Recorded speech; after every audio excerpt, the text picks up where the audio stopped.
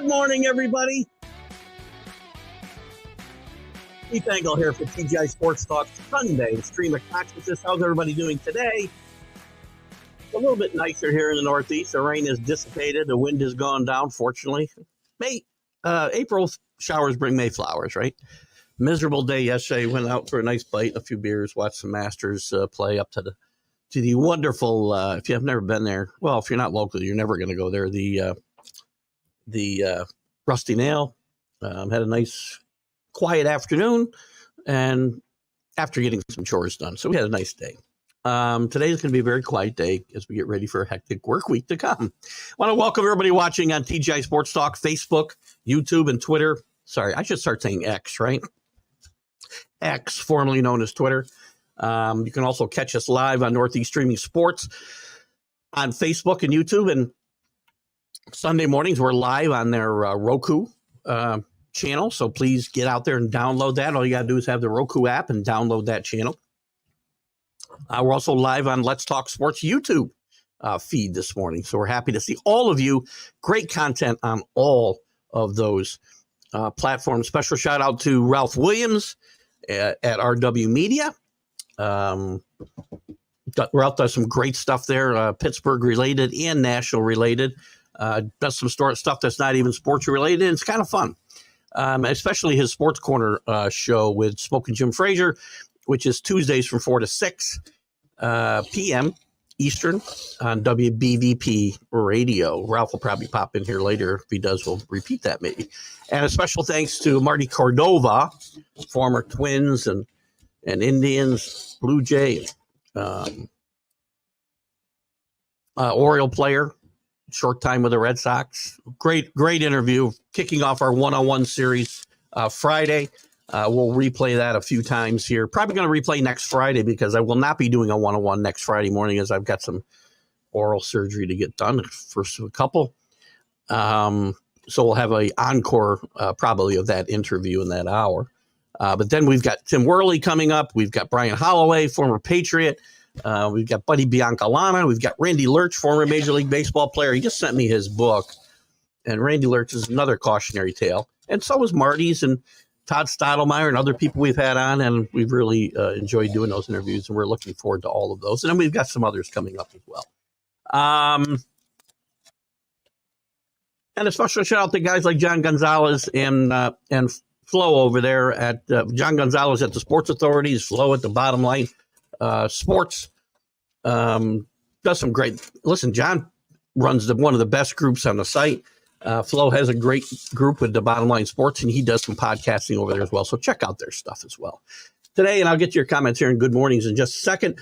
It's your show. Bring up anything you want. So what say you? We got Masters conversation we can talk about. Looks like a great finish today with Scotty Scheffler looking to win his second in 3 years. Tiger sets a record. And again, the coverage, if you don't watch it online like I do, if you watch the TV coverage, too much Tiger still. But Tiger does set a new record with most cuts without missing a cut. But then he blows up yesterday with an 82. We still got some live and PBA acrimony going on, if you will. We can talk some of that. 8 golfers within 5 shots of the lead today as we go to finish up this great day at Augusta. In the NFL, O.J. Simpson passes away. We can talk a little bit about, I hate to say his legacy. We know what his legacy is. But there's a lot of stuff. Money still owed, how he hid money. Do you think he did it? I do, of course. I do think they framed a guilty man. But the LA police framed a guilty man. Brilliant move there. But there was also a report I read yesterday that this Gambino, former member of the Gambino family, who has not really spoken up. I guess he was interviewed back in 95, but has not really spoken up. He claims OJ hired the Gambino family to kill Nicole specifically. So again, we can get into that. We get into whatever you want. MLB injuries continue. Strider out for the year. Injuries all over the place, not just pitchers. Mitsuyama, if I'm saying his name right, arrested. That's Otani's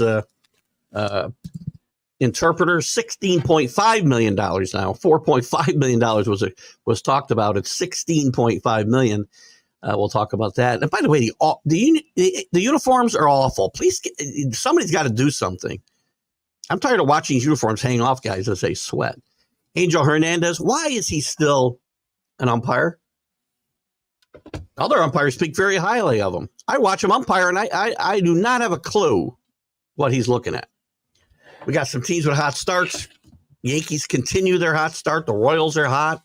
The Astros are not.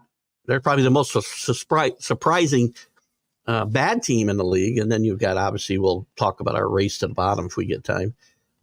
Also in the NFL, we still got draft chatter we can talk about. Rashee Rice has pled guilty, I think, or turned himself in. I don't know if he pled guilty. We'll take a quick look at that. Tom Brady coming out of retirement. Nonsense, guys. It's not happening. NBA, the Knicks fighting for the number 2 seed in the East. Not falling to number 4 is very important for the Knicks as they can avoid Boston to the East Finals. We can look at some of that. And we'll have Jim Biringer coming on, I think about 9:30. We'll talk about the NHL playoff picture. The NHL playoff picture, if that's not what I said. The Coyotes probably moving to Utah, it looks like, maybe Team USA, and Joel Quenneville, we can talk a little bit, possibly coming back to the NHL. And in college, we still got the 2 winners we can talk about that we haven't been on since Iowa wrapped up the women's side, and Caitlin Kennedy, I'm sorry, I said that wrong. South Carolina wrapped up the women's side, and Caitlin Kennedy did not cement her legacy in women's college basketball, but her career comes to an end. And the men, you can repeat, something very difficult to do. They can three-peat. And Coach Cal leaving Kentucky to go to Arkansas, and Mark Pope being hired. Lots of stuff to talk about if you want, but we can talk wherever you want. Within reason. Dave Guyette, good morning. Good to see you up there in Amsterdam. Danny Fuller, good morning, up early out in L.A. or California anyway. I think you're in L.A., Danny, specifically. I know Danny is big on all the L.A. teams. Congratulations to him. Happy Sunday to Drew. Good to have you with us, Drew. Rick Sherlock, good morning to you. Lots of Sunday sports, man. There is lots going on right now. Rick, thank you. We had, it's our first interview in a while, and we had a couple of bumps. Marty was really forthcoming, though, and he elaborated a lot on the questions, so we probably didn't get to some questions we would have asked, but that's fine. I want to keep them to an hour and not go over. I've done some of these interviews where guys were just willing to talk for like 2 hours, but we do have some time frames to keep within for the networks we affiliate with. So, but we had a lot of fun with Marty Cardova, and I look forward to a lot of these guys we've got coming up. I mentioned a few, and then there's still other people I'm in communication with, and I know Chris Fgrave is working on some people as well. Kevin Mensch among them. We got hockey players, we got Olympians. I've got wives of ex-players. I really want to talk to Kay Mercer about my hero, Bobby. The son of Veda Pinson, I'm really trying to get in. Veda Pinson, if you don't know who Veda Pinson is, look him up. Belongs in the Hall of Fame. Let's go Masters. I can enjoy the final day without Tiger. You know what, though? Here's the thing, Danny. The reason I put it on my computer and watch the Masters feed itself, I can pick, the groups I want to follow. I can pick the holes I want to follow. And I don't have to watch the broadcast. The CBS broadcast will find a way. Well, Tiger will be off the course, I guess, before they probably even get on the air or close to it. So you won't see that much of it. Too much coverage of Tiger. I get it. We set a record. 24 consecutive Masters without missing a cut. That's very impressive. I can't stress how impressive that is. And I have no problem, showing Tiger. Because Tiger was 1 under after 2 rounds. He was within 6 shots of the lead. He was relevant in this tournament. But he fell apart yesterday with an 82, which is also a record for him, and the worst round he's ever shot at Augusta. So Tiger's record is like Steelers' time winner. I disagree, please. Again, what? Listen, I'm not a fan of the way Tiger's covered. If you don't think making 24 straight cuts at the Masters, and by the way, it's not like he never won. I mean, the man's won 14 major golf tournaments, second only to the great Jack Nicklaus. So we can't just disparage him. I mean, I disparage the coverage. I might disparage the way Tiger approaches life, or has. Maybe he's, gotten better, but I mean, that's really not a fair comparison at all. Tiger Woods is one of the top 5 golfers of all time. Maybe he's second. And as a huge Arnold Palmer fan, that hurts me to say. But, let's not totally gloss over. You know what? You have no idea. No idea. Look at some of the great golfers who did not make the cut this weekend. Dustin Johnson won the tournament not too many years ago. Not even close to making the cut. So if you don't think that's a great record, then you got to go kind of look. Jack Nicklaus missed cuts at the Masters. What do you got here, Dave? The Royals manager is from the Capital District. Is he? I did not know that. Interesting. Let me take a quick look here because I have the managers up here. I like to have them handy. Oh, crap. I'm not sure if I'm going to get what I want here, though. This link is not my best. Matt Quintario, where's he from? He went to Old Dominion. Doesn't say where he's from. It says where he began his professional. I'm sorry, he's from Bethlehem. Excellent. Good catch, Dave. I did not know that one. Danny's agreeing with something I said. It doesn't matter. Just agree with everything I said. Paul Spada. Good morning, Paul. Good to have you with us. Not sure where you're from or who you root for, but I think you might be a first-time commenter, if not viewer, so we appreciate you being here. And hopefully you'll feel free to participate. And listen, we're all over the board on a Sunday morning. It is literally the stream of consciousness. So whatever's on your mind, let us know. You can let us know where you're from and who you root for in the different sports. We're always happy to do that. We got JB for the Back It Up Binge podcast with us this morning. Good morning to you. Chat and a cup of Joe for all. Third one. My doctor would be mad if he knew I was having 3 giant cups of coffee a day or in the morning. Good morning to Paul from Danny. I'm guessing maybe there's some connection there. Danny is, I think, yes, for him, Southern California. My brother, Danny, lived in Temecula for quite a number of years before he moved to Utah. He was in management for Scott's Lawns before he retired. He spent a lot of time in Temecula in the desert there, which I believe, if I'm not mistaken, is about halfway between San Diego and LA, I think. I could be wrong there. A couple of things. Good point for Drew. We had a couple of MLB players pass away in the recent days. Jerry Grody, gutsy player, by no means one of the best catchers in the history of baseball, but an excellent defensive catcher, and I think maybe the heart and soul of those part of the, at least one of the heart and souls and drivers of those Mets teams in 69, 73. Jerry Grody passed away this past week. It's funny, I'd been chasing Jerry a little bit to appear in an interview in past, when I'd done these in the past. I hadn't reached out to him this time because I'd heard he was sick. But he did pass away, and our thoughts and prayers go out to his family, and hope Jerry rests in peace. He's just a good old boy, and man, he was a gritty ball player. And secondly, Fritz Peterson, really an underrated pitcher with the Yankees in the late 60s, early 70s. Won 20 games 1 year, made an all-star team. Still, I believe, has the best ERA of any pitcher who ever pitched in Yankee Stadium. Games pitched in Yankee Stadium. I believe he still holds that record. So he went on to Cleveland in a controversial trade that actually turned out great for the Yankees. And he made a trade of his own, which made bigger news. And today, probably a blip on the radar when he traded not just wives, but entire families, houses, and dogs with Mike Kekich. He explained it much simpler. He says, if you want to look at this in a simpler way, our wives traded husbands. He said so. And I guess, it was a bittersweet story because, again, and it wasn't really, people make it really kind of, I don't know.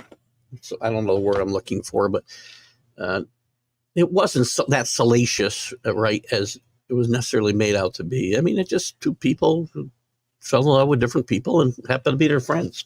Worked out great for Fritz and his new wife. It did not work out for Mike Kekich and Fritz's former wife, as they never split up or anything. Now, Fritz was a great guy. Wrote a couple of great books. Another guy I'd hoped to get on the show, but by the time I started doing this, he had first he'd overcome prostate cancer. Then he was diagnosed with Alzheimer's, and he passed away here, I think, at 82 this past week, just a few days ago. Fritz was a character. He's got a couple books out there. One of them was on the Fritz, the Horace Clarke Yankees, which Horace Clarke gets a little bit of a bad rap for being the face of those Yankee teams from 66 to 76. But it's a great book among some others that he has. So check it out. And our heart and prayers go out, our thoughts and prayers go out to Fritz's family and friends as well at this time. So thank you for bringing that up. Drew, I had a little note to talk about that here at some point. Kenny, good morning. Glad you enjoyed the interview. We got more coming.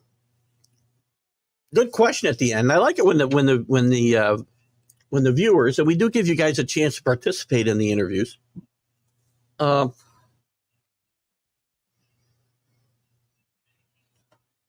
Within reason. We can't ask a gazillion questions of whoever our interview subject is, but often you guys will have the questions I've already got lined up, so it helps. And if it's fits again, so if you ask a question that isn't really where we are in the point of the interview, I might hold it for a bit, and then we'll certainly, as we did this past week, open it up for you guys to ask some questions that maybe I did not think to ask or I guess want to ask.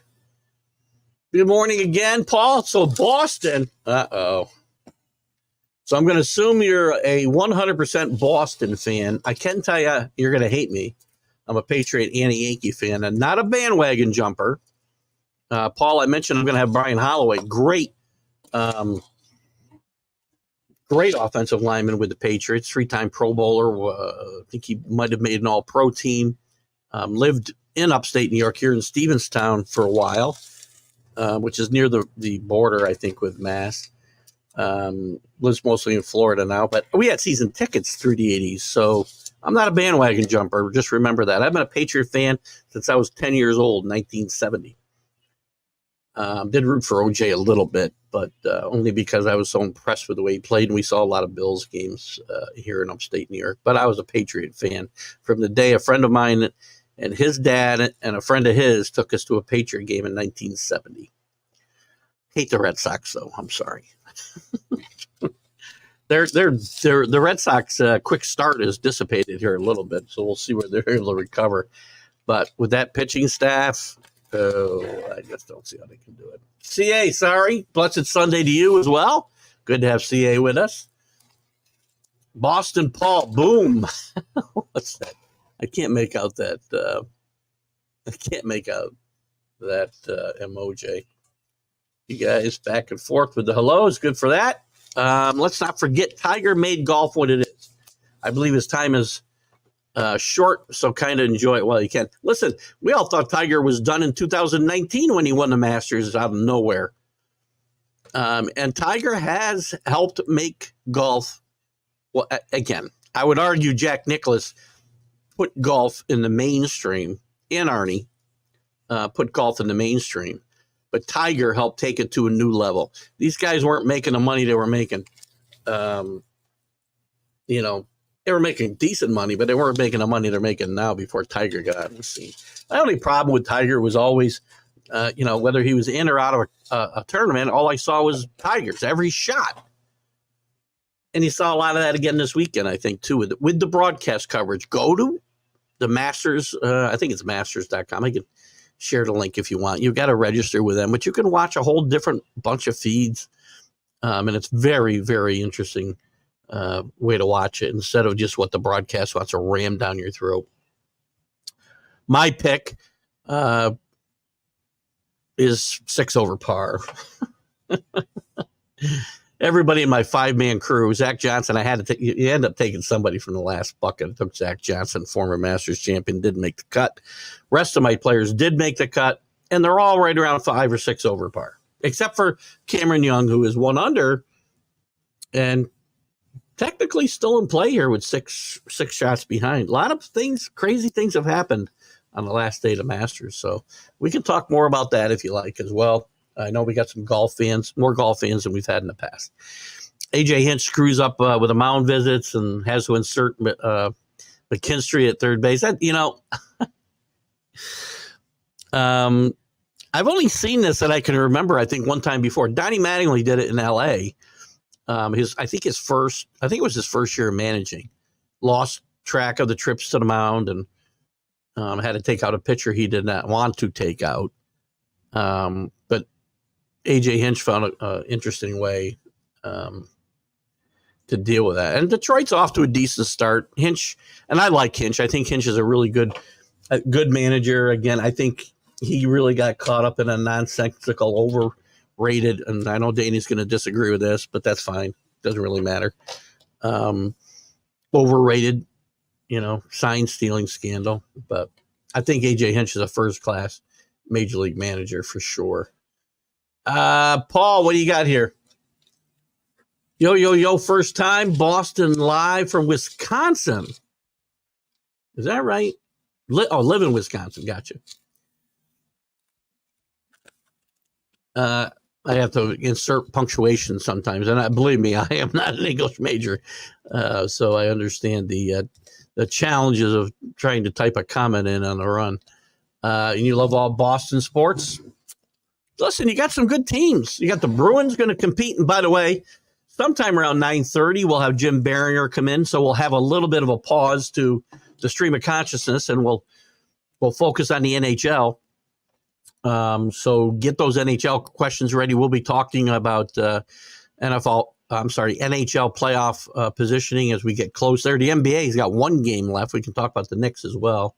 But with Jim, we'll talk about playoff positioning in the NHL, a lot of great races going on, and also a little bit about the Coyotes move to Utah, and Joel Quenneville, a lot of rumors that he may come back to the NHL, and will he be allowed back? So a lot of stuff going on. You got some great teams out there in Boston, though.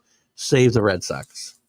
And I don't consider the New England Patriots a Boston team because they play 20 miles away. As I said, to people who say I root for a Boston team, I do not. I root for a team from Foxborough, Massachusetts. Foxborough is not Boston any more than Amsterdam is Albany. Only you guys in the upstate area of New York will understand that. Dodgers lose, but again, the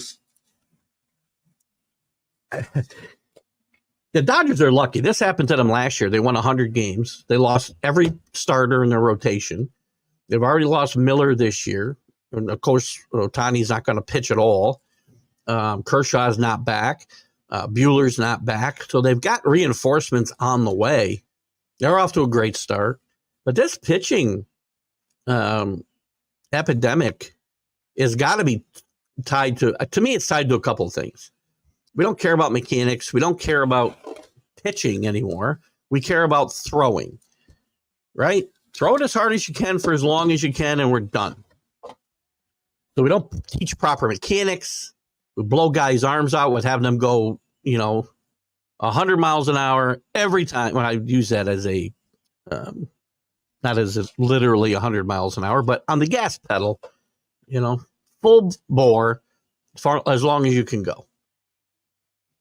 We don't teach guys to pitch, and we don't build up arm strength. I'll go down that road again. I know I beat it to death, but we don't build up arm strength from the time they start pitching in the lower minors. The whole idea is to get them to pitch 80, 90 pitches and get them out of there.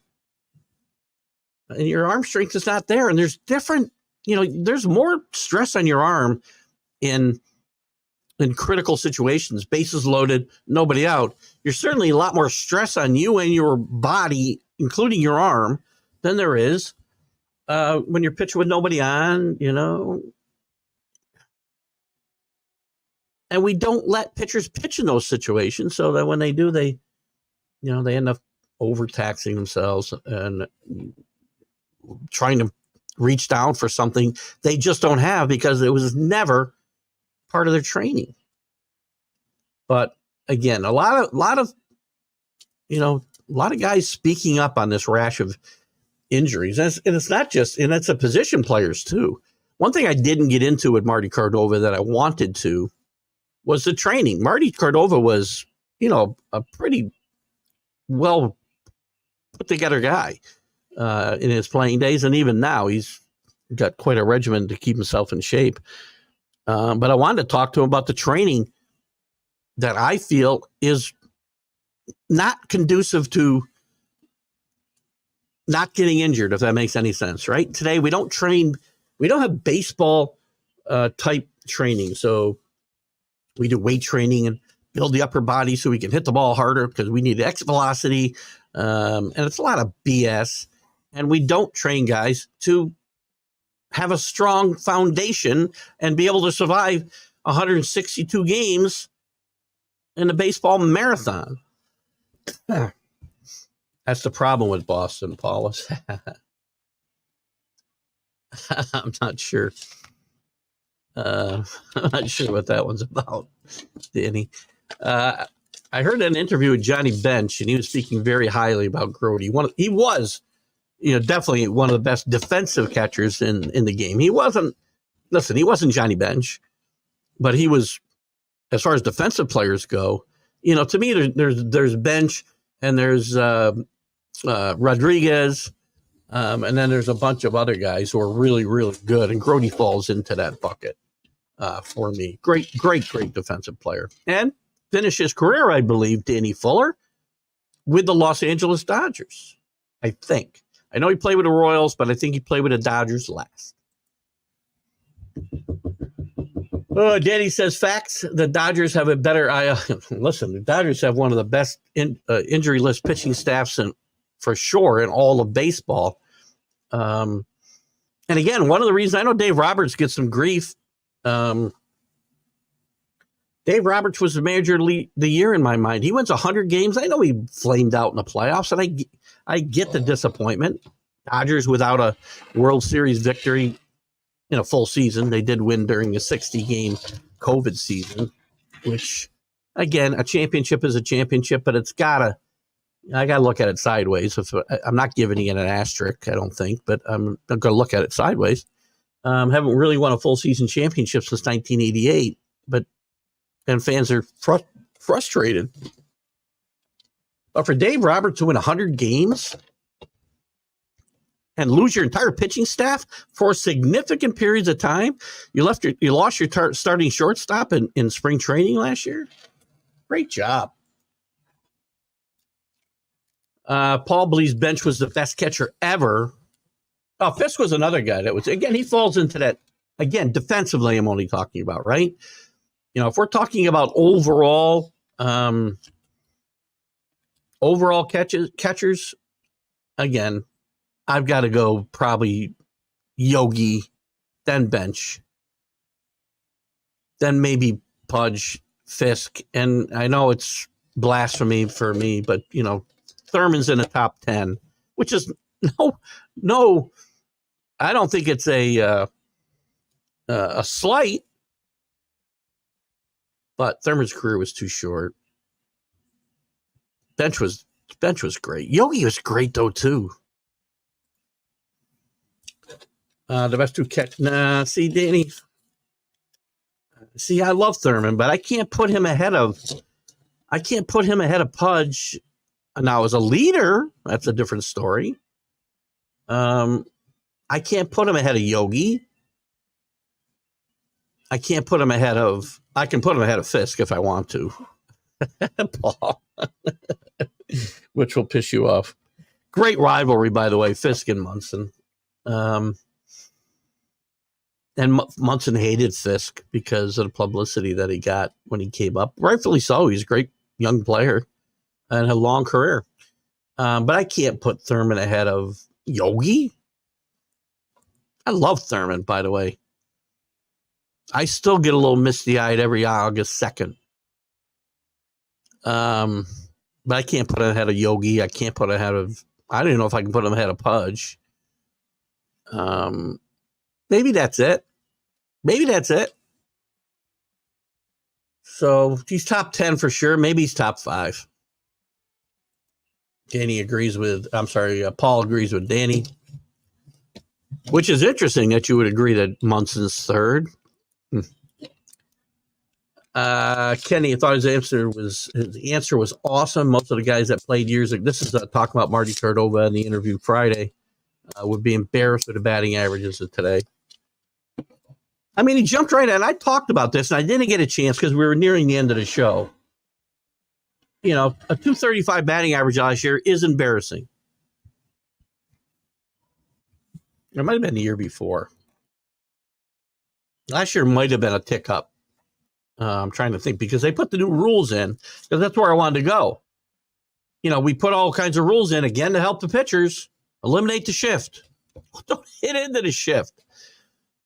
Stop teaching guys to lift the ball. Although Ted Williams did teach that, have a little bit of upswing on your swing, but not the way we do today, where you swing 0-2. Doesn't matter what the situation, and Marty talked about that. If nobody cared about my strikeouts, and I could just swing for my heels at 0-2, and didn't matter the game situation, who was on base where, how many outs, just swing away.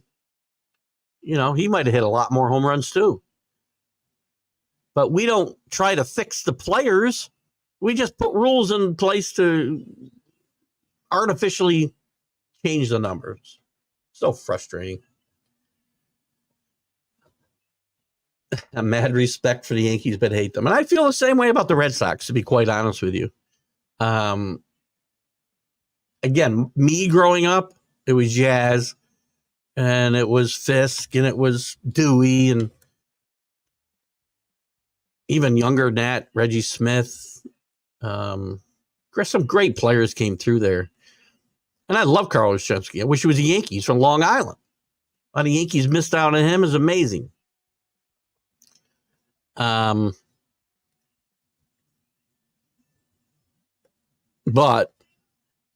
you got to have respect.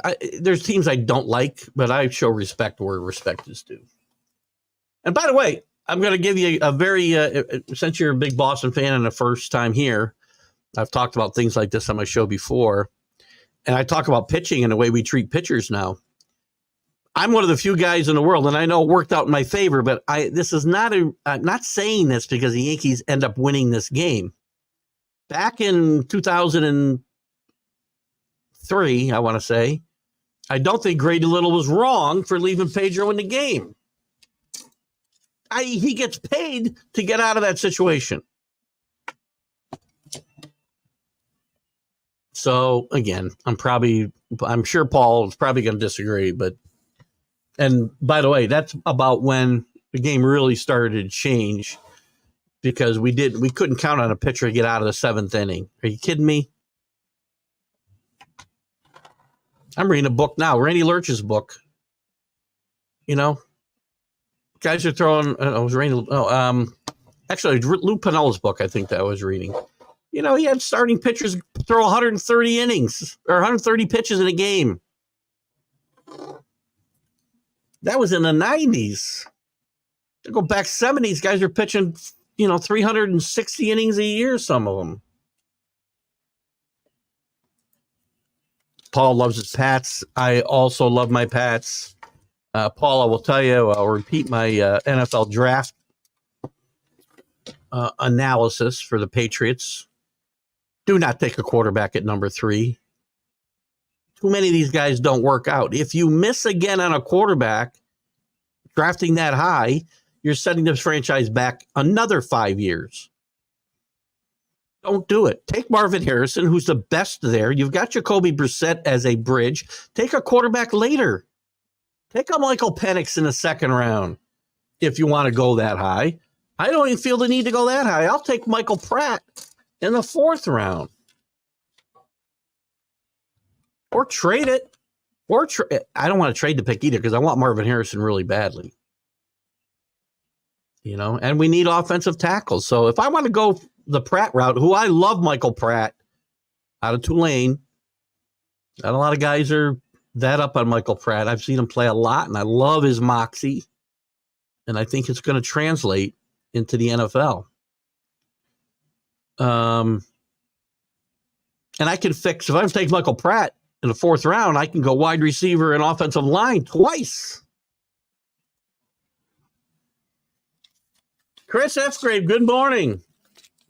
Steve Avery's 54. Holy Christ. Great, very good career. Didn't have the career I think people thought he might have coming up out of the minor leagues. Just had nasty stuff from the left side. But again, a very good career. But another reason you don't have boys for over 200 innings. Again, why, though? It's not because they can't. It's because they are not trained to do so. Right? Go back and look at the Catfish Hunters, the Gaylord Perrys. Catfish had arm trouble when he was 35 years old.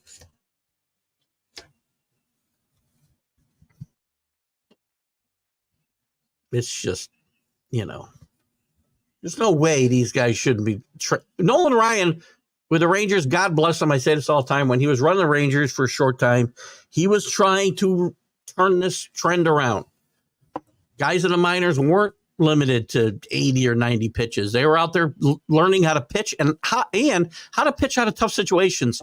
Every starting pitcher, you get up around 80, 70, 80 pitches. First time you get in trouble, they're coming to get you. Unless you're, Garrett Cole. New managers seem to be doing well. Kansas City, good point. Milwaukee. Cleveland. Vaught never managed a game anywhere in his life. In Kansas City, these guys at least had some career on the bench. But it is very interesting. Not so much San Francisco, San Diego. San Francisco was one of my picks to surprise this year. And I think they'll be fine. I think San Diego will be fine. They're only 500, game under 500, I think. Am I right there, Drew? I think I am. Where's my standings? I looked at this morning, but again, my 64-year-old mind will not retain things. Sorry, the Padres are 1 game under. The Giants are 3 games under. I was not high on Kansas City, Paul, before the season. If you go back and you watch our MLB preview that I did with Drew, I was high on Detroit. It was not off to a bad start either. I just was not impressed with anything Kansas City did in the offseason. I like Seth Lugo, but he's 34 years old. And if you're going to count on him to be one of your main starters, I didn't think that Seth Lugo's off to a great start. I wasn't terribly impressed with the bullpen moves they made. I mean, decent major league pitchers, but not people that I think would put you over the top. We're only 13, 14, 15 games in some instances into the season. Hell, 17 in some cases, I guess. There's so much baseball to play. I can't get excited. Yeah, it's a nice for the people in Kansas City. You're off to a great start. But I remember the Pirates, who are also off to a great start this year, leading the Central for, half the season and finishing well under 500. So I temper these great starts. Even the Yankees' great start, I temper that a little bit because I still see some issues, right? Glaber's not hitting at all. The defense hasn't been spectacular. Volpe, who's off to a great start offensively, already with 3 errors. He won a Gold Glove last year. Still have some concerns about the pitching. Still have some doubts about Cole coming back. And if he does, being able to pitch and not injure himself further. Again, now it will come to the point if he pitches in June or July and then he gets hurt and needs the surgery, we lose him for all of next year. So there's still some concerns. Well, I'll tell you, one of the biggest surprises to me of all of the teams in Major League Baseball is the Astros. Off to what, a 2-12? What did I write down here? Well, I guess I didn't write it down, but I believe they're 2-12, right? Oh, 5-11. Where did I get 2-12? Oh, I'm sorry. I was looking at the wrong division when I wrote that down. But still, 5-11 is a bad start for the Astros and a minus 16 run differential. We'll dive into this. We'll be back, by the way, next Friday. Well, next Friday we will be back at 3 o'clock with the MLB update, which we preempted for the Marty Cordova interview this week. Those interviews, those one-on-one interviews, will be at 9 a.m. Eastern on Fridays. Next one will be the 26th with Tim Worley, former Georgia Bulldog and Pittsburgh Steeler running back. Danny, Cubs council jumped ship so they can continue to stink with the Cubbies. Well, he can't continue. Well, if you're talking about the Cubbies continuing to stink, that's one thing. Craig Counsell has equated himself pretty well as a Major League Baseball manager, winning lots of games in a small market with a team that was not investing a whole lot of money to win games up there.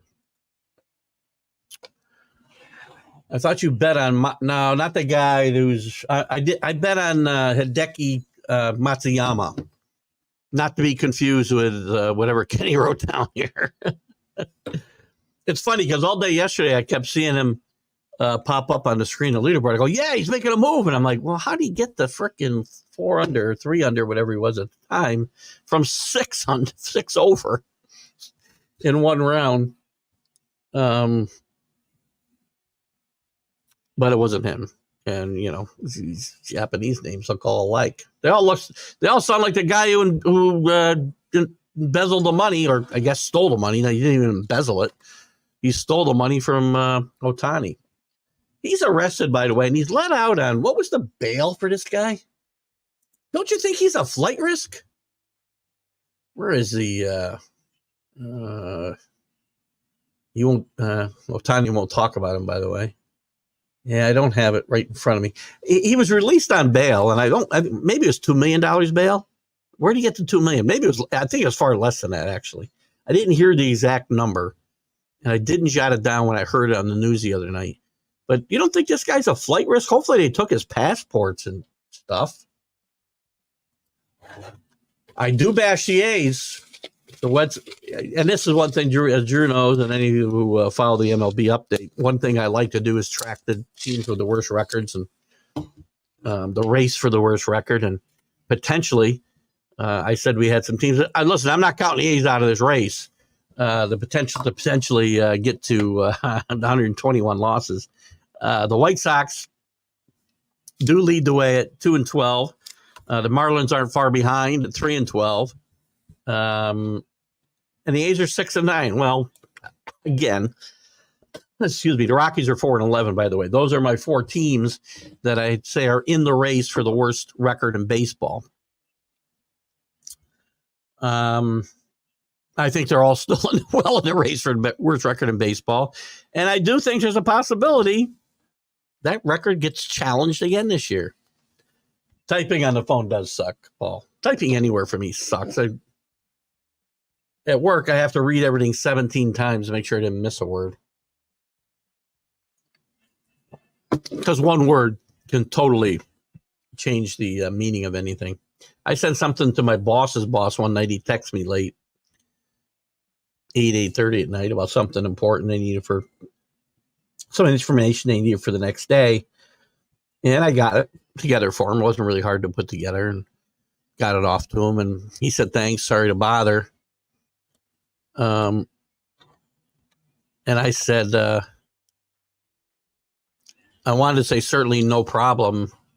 Oh, certainly not a problem. I forgot one word, not. So I typed one of the highest ranking people in our organization and said, it's certainly a problem. I did quickly type him back. Good thing I noticed what I sent. And he laughed, so he has a good sense of humor. It's overrated on the asterisk situation, but I definitely found guilty by Major League. That's all. The asterisks. It is way overrated. I mean, I'll tell you what. And as a Yankee fan, I say this because Brian Cashman has probably done more crying about this than the Dodgers did. I mean, Joe Kelly went out there and tried to, at least try to take care of things on the field. I can't fix that little distortion in my upper right-hand corner. I apologize. Let me fix this light a little bit. Might help it. Joe Kelly was out there trying to rectify the situation on the field or, retaliate, which is, again, I think these things ought to get handled there. But I think the Dodgers would, if there's a gripe to have, the Dodgers have a bigger gripe than the Yankees have. The Yankees didn't hit. They averaged 2 runs a game, if that, maybe 1.5 runs a game that series, that season. And stealing signs didn't affect that at all. So unless you thought the Yankees were going to shut them out, just shut up. Not you, Danny, but, sign stealing has gone on since baseball was created. Ralph Branca, I say this all the time, was on his deathbed was talking about how the Giants stole the signs when Bobby Thompson hit his historic home run. Get over it. Hide your signs better. Same way in the NFL, college. Is Ohtani the best player you've ever seen, really, Paul? Well, again, I don't know how old you are. Don't want to judge from your profile picture. I don't like to do that. Because look at me, I'm 31 and I look like I'm 64. Oh, wait, I am going to be 64. Don't use me as a judge. Anyway, is he the best player you've ever seen? He's one of the best hitters. But a lot of home runs. Batting average is not anything to get excited about. Doesn't play in the field. He's a very good pitcher. But again, how much you're going to risk your $700 million of putting him back out there in the mound and getting hurt and losing his bat too? He's a great player. Don't get me wrong. Is he the best player I've ever seen? No. And I'm probably older than you. But Mays was better. Mays was absolutely better. Mickey healthy, who I never got to see healthy, only got to see the end of his career as a kid, which was sad, was better as a young man. Now, they didn't. Babe Ruth, better player. He did pitch, and he did hit. Still holds World Series records. So it's, again, I get it. He's your guy, and you want to pump him up, but look, he's not the best player I've ever seen. He's a unique talent, and certainly a good for baseball, but he's not the best player I've ever seen. And not a bad player. Again, it depends on, and it's a subjective conversation, right? What makes you the best player? To me, Willie Mays is probably the best. He couldn't pitch, but as far as hitter, fielder, runner of the bases, Willie Mays was the best 5-tool guy ever to play the game. The other thing killing pitchers is trying out too much spin on the balls, which puts tons of stress on your elbow. Yes, spin rates have increased. We all know the spider tack issue from a couple of seasons ago. There are ways to throw effective Major League Baseball pitches, whether it's curveballs, sliders, whatever, without this, torque you got to put on your elbow. It's always a dangerous pitch to throw. And these kids shouldn't be throwing curveballs and sliders until they're about 15 years old, probably anyway. Your arm's got to develop. But you can't do that. Again, if you're not trained in building up your arm strength, you certainly can't try to put that type of spin rate on the ball. Bench defense, yeah. All right, if we're talking about defense, then bench is better than Yogi, without a doubt. Bench is definitely, I will never argue this, Bench is the best defensive catcher in the history of baseball. There's no doubt about that. I don't know who could make an argument about that.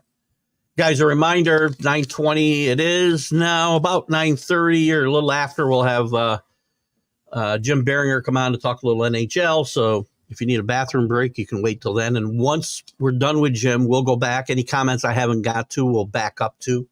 And we'll continue our stream of consciousness. Jim will spend probably 20 minutes with us, 30 minutes with us. We'll have a good half hour left after that. Kenny talks about the ALS is the wrong way to put that, by the way. Put the comma in there. ALS looks like. Sorry, I find it funny, and it's gallows humor, obviously. ALS Yankees. They don't all have ALS. I want to make it clear. No rumors get started here that the Yankees have some epidemic of ALS. He means ALs, Yankees. As we said, typing is difficult at times, especially for us Perth guys. Jeez.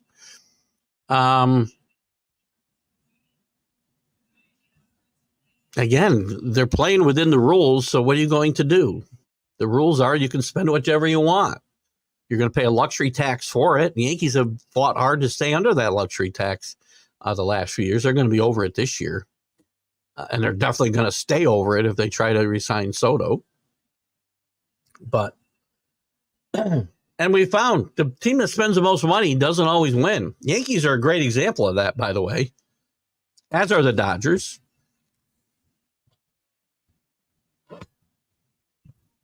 I mean, the Yankees haven't won a World Series. They won one since 2009. And they've won one in 20 years. I mean, I got on the Dodgers not winning any, and they won in 2020. So, again, it's a World Series. 60-game season, but still a World Series. But before that, 1988. That's not good enough for the Dodgers or the Yankees. I mean, you can't be getting out World Series victory. You can't be, you can't be behind. Oh, boy. You can't be behind the Royals and the Giants and the Marlins in World Series victories over 20 years if you're the Dodgers and the Yankees.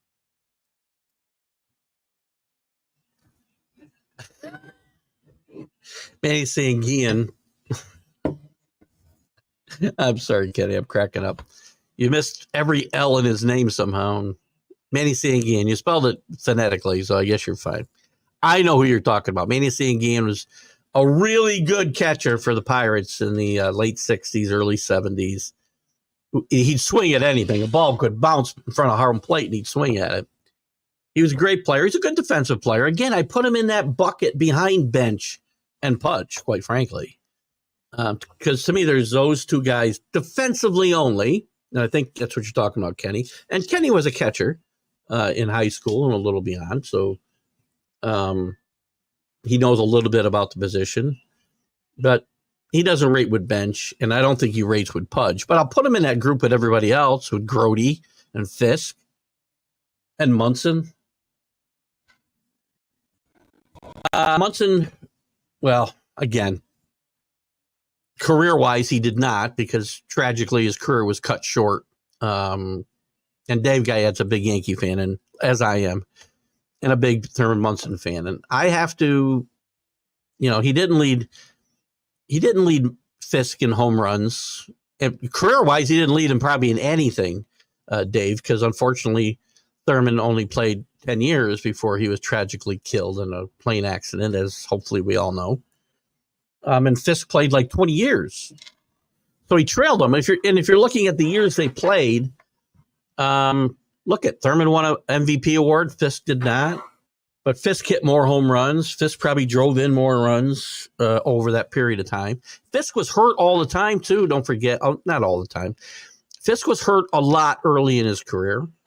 In fact, after he won the Rookie of the Year, I feel like he played like 50 games a year after that. Paul, you might be able to confirm that for me. And he had a bunch of years where he had injuries, but they were comparable, very comparable players. Fisk is in a Hall of Fame because he played a long time, and Thurman isn't because, similar to Don Mattingly, didn't play long enough, and his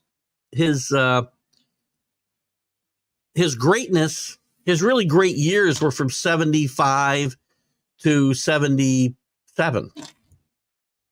I'll give you 78, but he was already, his body was so beat up.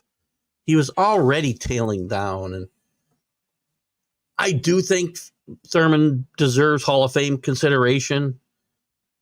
But, again, I talk also about Hall of Very Good. And I mean, I say Thurman belongs in and Donnie Mattingly belongs in compared to some of the other guys that are in. But if I really want to stay true to my own thoughts, and it should be truly only the best of the best, then as much as I love Thurman, he can't be in a Hall of Fame.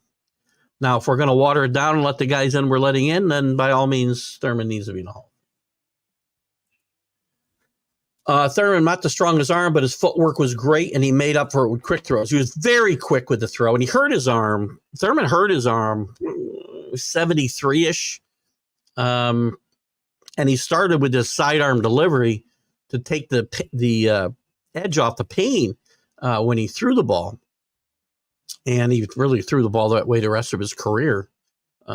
Sometimes it was underhand, which would lead to the ball tailing. And, he was a great handler of pitchers. And early in his career, he was really good at throwing out runners, and later on, not so much. Because again, he had to get rid of the ball so quickly and so in such an unorthodox way that it really hurt his defensive numbers. He would have a lot of errors because he threw a lot of balls away. But again, Thurman's a great player. Good morning, Anthony Price. Great to have you with us this morning. How are you? I know you're a Redskins fan. I believe you're an Orioles fan as well. Orioles 8-6. People, I got a guy who works for me who's an Oriole fan. He's like thrown in the towel already. Still the best team in that division. A couple of good examples by Drew Freehan. I saw Drew commented actually about Bill Freehan, very underrated player in the mid to late 60s and the early 70s. Early 70s, he started to lose it. But Freehan was a really good defensive catcher with the Tigers for sure. Jim Sundberg came up with a reputation of not much of a bat and a great defensive player with the Rangers. I think he came up when Billy was managing them, actually. As a really young man, was a key contributor to that team having a great season under Billy, and then later on played with the Royals and was a key figure in their 1985 World Series victory. Jim Sundberg, by the way, is somebody that we will be lining up for an interview in the coming months as well on one-on-one with Keith Engle. Has a candle burned out on Mike Weir? I think the candle burned out on Mike Weir a while ago. Not to bash. Maybe, I don't know. Is he the greatest Canadian golfer of all time, Chris? He won a Masters. Lefties, you don't. And again, I like lefties are always interesting, right? You've only got a few that I can even think of, and Mickelson and Bubba, Mike Weir.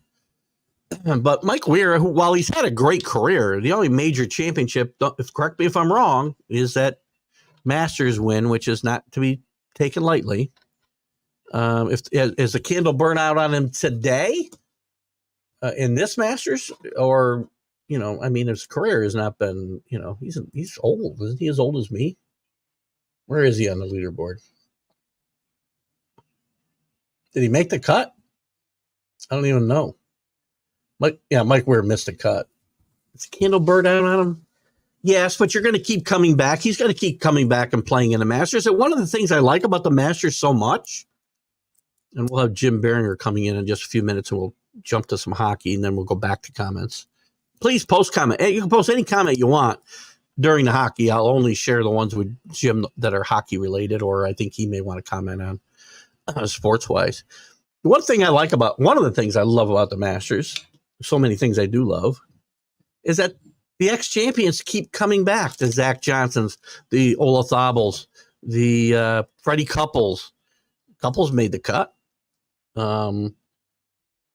Who else am I thinking of right now still playing? There's a couple that, and again, you had guys play well into there. Gary Player, the three ceremonial starters for the last few years, Gary Player, Jack Nicklaus, Tom Watson, all came back years after. We've seen Freddie Couples in contention for a good part of the tournament in some years. So it's one of the things I like. But as far as Mike Weir, I mean, I think Mike Weir's candle was faded. And I don't mean any disrespect to Mike Weir, a nice career. I think his candle burned out a while ago. Yankees Sox almost made a Williams for DiMaggio swap.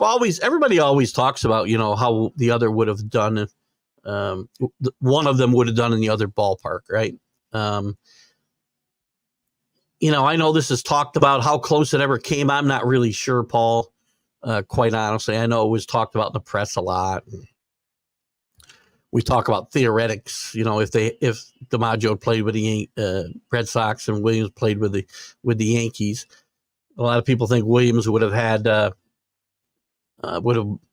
hit 800 home runs in Yankee Stadium, and it's quite possible he would have. But hypotheticals are just that. But it's always a fun conversation to have. Who's a better player? They're two of the best players in baseball that, today's generation forgets about. We think about things so close to, where we are in this point in time. We have a time bias. We forget about, by the way, every player in Major League Baseball should be saying a little prayer every night for Babe Ruth. Because without Babe Ruth, there is no guys making gazillion dollars today playing ball. There might not even be baseball today. And the guys like DiMaggio and Williams who played for peanuts, they worked in the offseason. You guys should all, if you don't know the tradition of baseball, and too many players don't, you better go out and learn it. For sure. There, interesting. I don't get that from Red Sox fans a lot. He agrees with my take on Grady Little. Should have left Pedro in the game in Game 7, right? In 2003. Paul's all over it with me. Pick the wide receiver, and I'm sure when you say wide receiver, you mean the same wide receiver I do in Marvin Harrison Jr. Agreed. I'd go Knicks later. Knicks you may not get later. That's the only problem there. And I don't know that I'm a huge Bo Nix fan. I think he'll be all right. I talked this morning on the Big Football Show with Mac and Jack and on Northeast Streaming Sports about this topic. And Mac was in love with Nix and his accuracy. And it's one thing to throw and be very accurate and complete 73% of your passes, playing against a really defensively challenged Pac-12, all over the place, defensively challenged, and then getting into the NFL and being accurate. We'll see. Again, I have my doubts about Bo Nix. I'd rather see them go, if you're going to go late, wait on Michael Penix. Why, as I said, even later, because the problem is if I get Nix, it's got to be in the second round, and I think he's gone a second round. I think I would go offensive line, and then go quarterback because there's some good guys there. Spencer Rattler had a great combine, had a really good senior season at South Carolina while the record was disappointing. And all signs point to the fact that he is maturing or has matured from where he was. And I love, as I mentioned before, Michael Pratt. So Knicks to the Pats. I'm talking about boys, Steve Avery, Mark Langston, not physically developed before age 22. Once a boy becomes a man, 200 innings, go for it.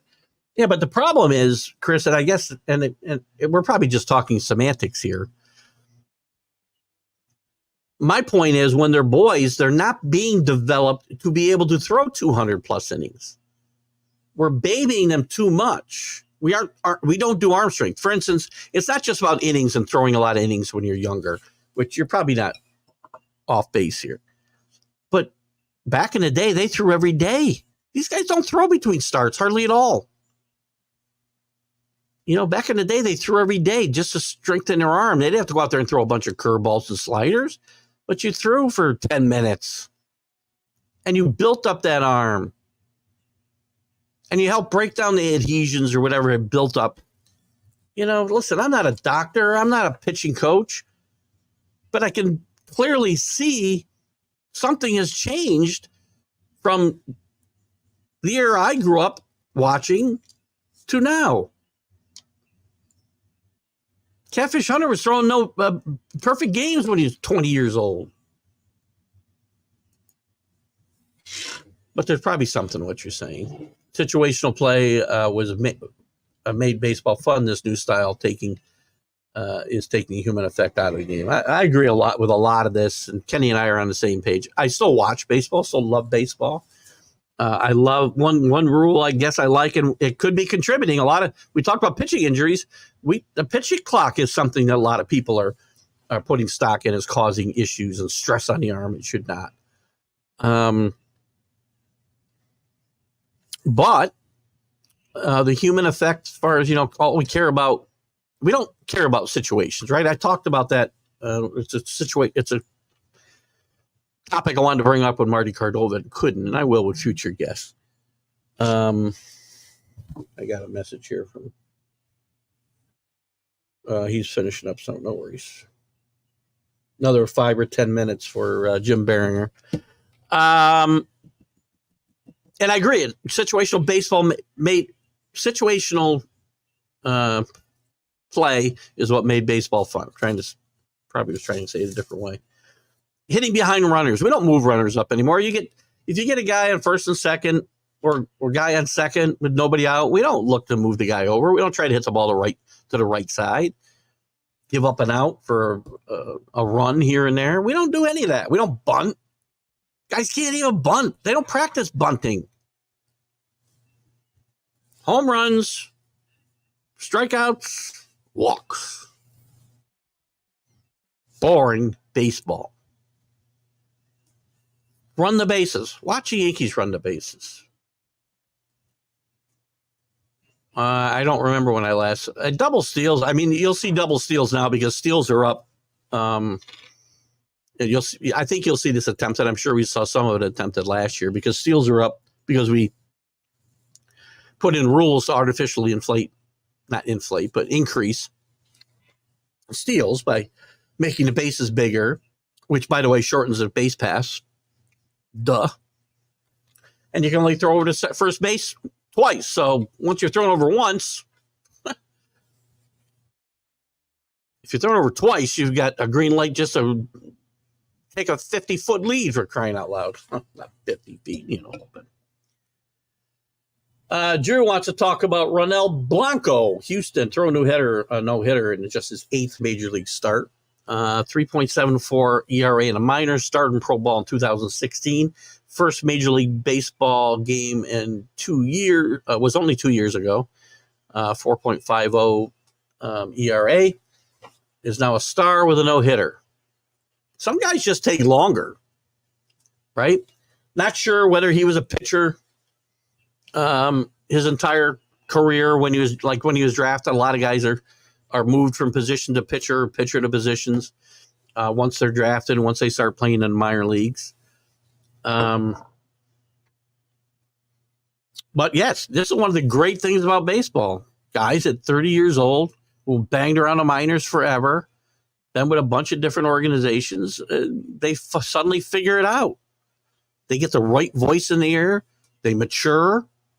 They think about pitching instead of throwing, and hopefully this is what Ronel Blanco is, and hopefully it'll continue. He's a great story for an Astros team that is off to a horrendous start. And it's a little... you're 60. I wouldn't have guessed that from your profile picture. Welcome to the 60s. I'll be 64 here in a couple months. And loving every minute of it. But I got to get out of bed in the morning. Again, so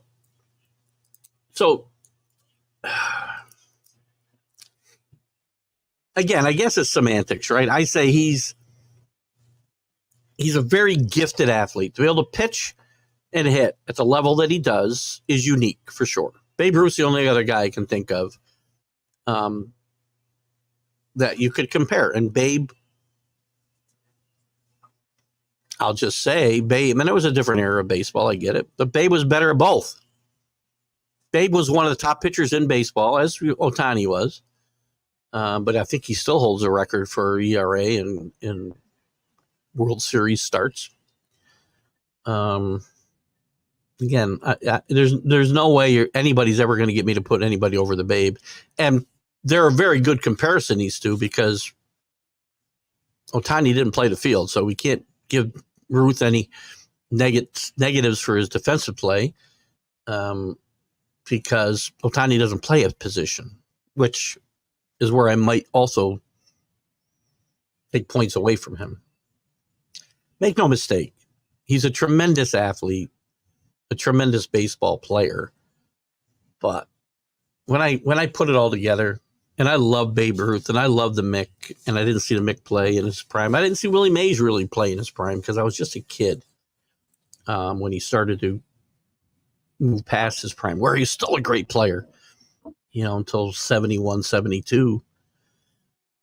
I never saw a better player than Willie Mays in all facets of the game, except he didn't pitch. Me, the best player seen, probably not player ever. Best play, I get you. So best player you've seen. That's fair. I'll still say Willie. But I would have to put Ohtani right there. Pete Rose, 83 years old. Man, I got to be getting old. Happy birthday, Pete Rose. Bring up Pete Rose, I'll reiterate, Pete Rose has to be in the Hall of Fame. I mean, a lot of Pete Rose is already there, just no plaque. And I say put a plaque up with all his warts and all. Suspended for life for betting on baseball. But he's the all-time hit leader. How can he not be in the Hall of Fame? Kenny brought up, have a separate room for these guys, the steroid guys and I don't know. I mean, the Hall of Fame isn't a fault. Certainly not all of walk on a straight line, that's for sure. We should all bet on the number 83. I'm going to put, I don't know, $4 million on 83 today.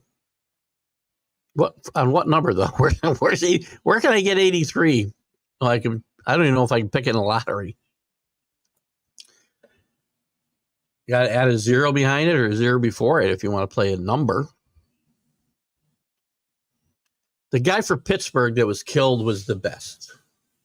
That guy was Roberto Clemente, by the way, and you're right. I don't think he was better than Willie. He didn't have the power Willie had.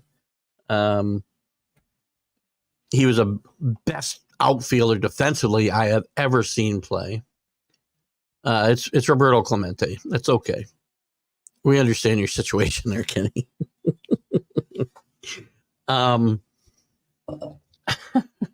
Sorry. Oh my God.